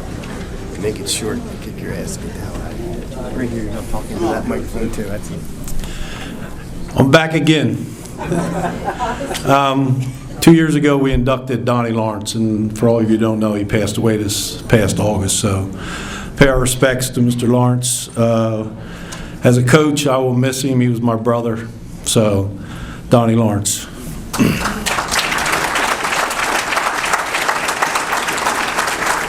The young man I'm going to induct tonight I've had an opportunity to be around with him a long time. Some of the things him and I did on the field, you won't see ever again. So, I know one game we were at, he hit a home run over in Quakertown. Mr. Kersey said after the game, that was a great game, but he said, I think he hit my car. You listen when they talk about 5-tool players, that includes like offensive guys. I guess Lance was a 6-tool player because Lance not only was an offensive player, he was my #1 pitcher too. So when he went to college, I told the college coach, you know, one of these days you're going to walk out to the mound and you're going to say, Lance, give me the ball, you're done. And he's going to tell you, no, he's not, get off the field. Lance pitched in the Junior College World Series. One of the hitters hit a line drive and hit him in the knee.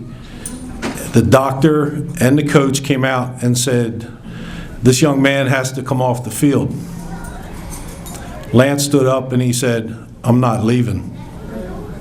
And the coach looked at him, he says, no, you have to go. He says, no, I'm not leaving. So the coach turned around and said to Lance, he says, Lance, if we lose this ball game, you're walking home. They were from North Carolina and they were in Colorado, so he had a long walk. So Lance is one of the few players I've had, in my 21 years of coaching, I've had 2 players now that played varsity as 9th graders. His 9th grade year, he was the winning pitcher in the Chestmont title. His next year, he did it again. His junior year, he had a bad arm. Could not pitch almost the whole year.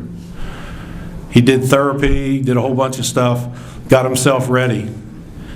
We had a Chestmont finals game, and he asked if he could pitch.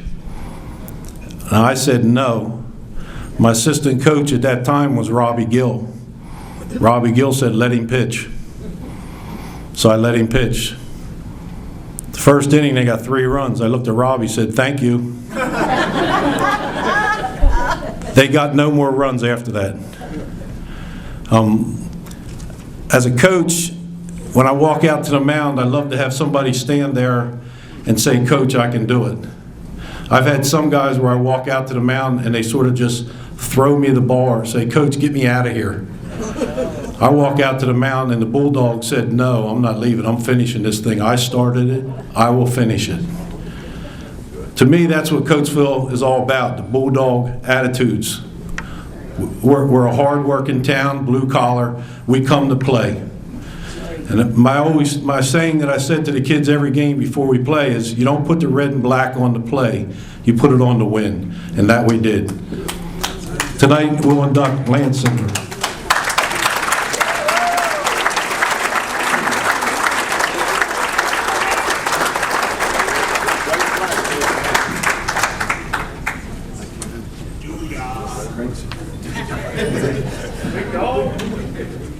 I'd like to say thank you to the Hall of Fame Committee for putting all this together. The only wish I'd have is to be able to pitch against Dad. Because I think we could sit there all day. You get a hit, and then I hit you. But I'd like to thank all my teammates.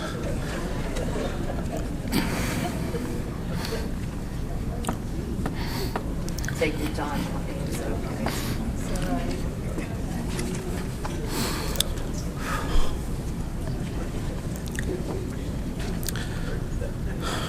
And all my coaches.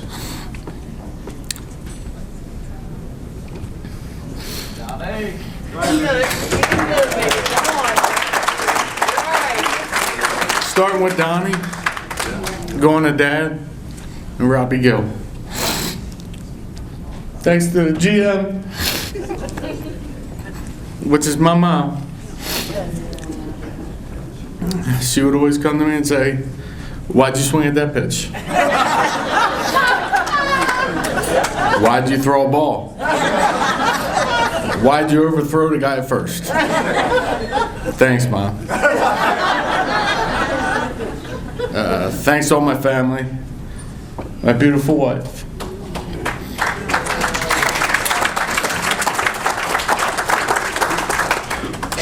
My 4 kids, and I want to bring 3 of them, because if they were here that long, they'd be all through this place by now. But Trey, you have a lot to look up for. You're on the right path. You got to keep working hard. God bless you. I'd like to say thank you for everyone coming out. Thank you very much.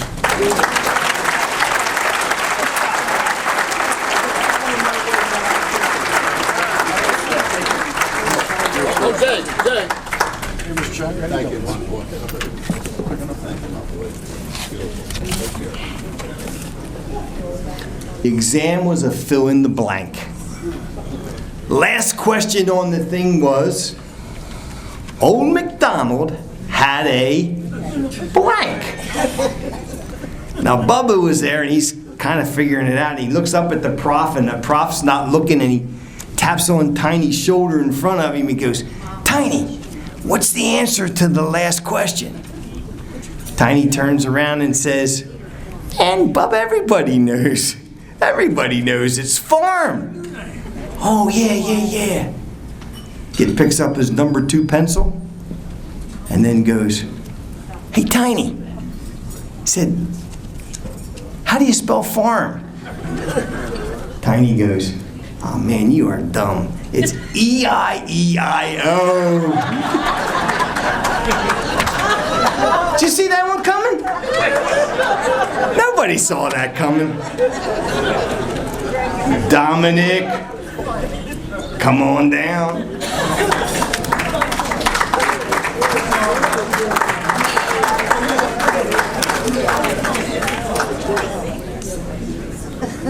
You want to use that mic too, all right? Both of them? Okay. So I have a 30-minute version and a 30-second version. That's good. I'm going to go with the 30-second version. So it's my pleasure to introduce the next award recipient, my grandfather, Albert Mammarella. Known to his friends as Bat, and to me and my cousins as Grandpop, he's a man that we love very much and of whom we are very proud. So I hope you'll all join me in welcoming Bat Mammarella.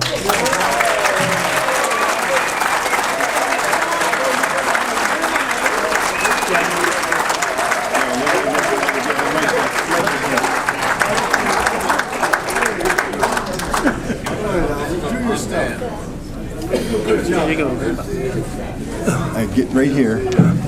Right here. There you go. I'm going to thank for the entering into the Hall of Fame. Well, I got a couple jokes I want to say. First of all, Delhi,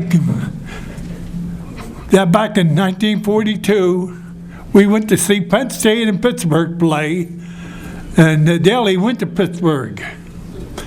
And on the way to Pittsburgh, he was singing a song all the time. Now I'm going to sing that song.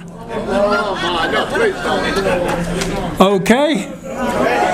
Well, now before the song, just here one day in the algebra class, Max Stuber was the teacher.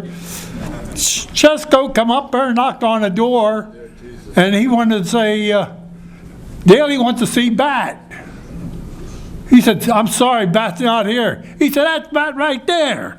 He said, that's Albert. See, I'm an Italian, my name is Alabat. And that's the reason he called me Bat. Okay? So much for that. Now I want to sing you a song. I don't know if anybody ever heard this song.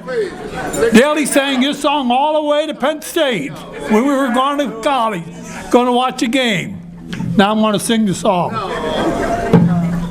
I fell asleep at the football game and dreamed 3 dreams of you, where 50,000 people were cheering a team. High up in the grandstand, I was lost in a dream.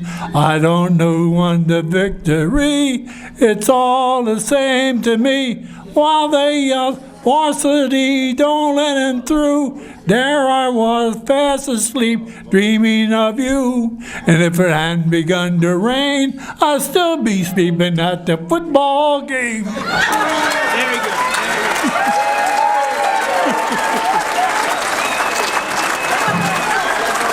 Getting out there. Okay, let's take pictures. Okay.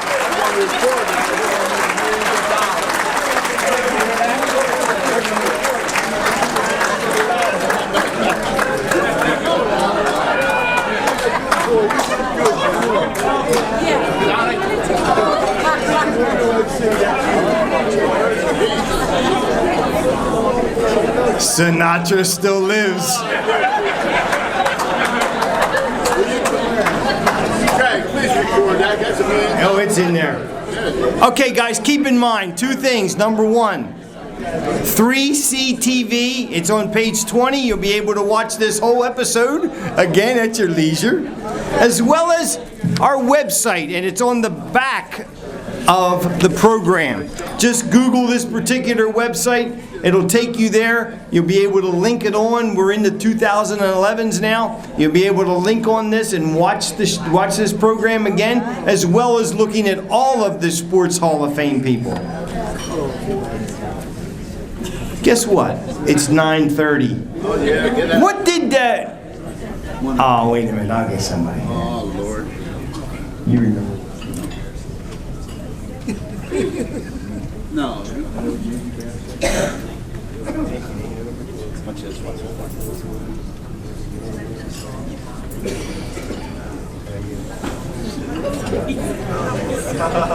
Greg, bring it over here to me, please. Okay. All right, Paulie, tell us what Yogi Bear says. I'm going to say one thing simple. It's all over. Let's go home. Thank you, everybody. God bless. How's that? Is that good or not? Perfect. Right?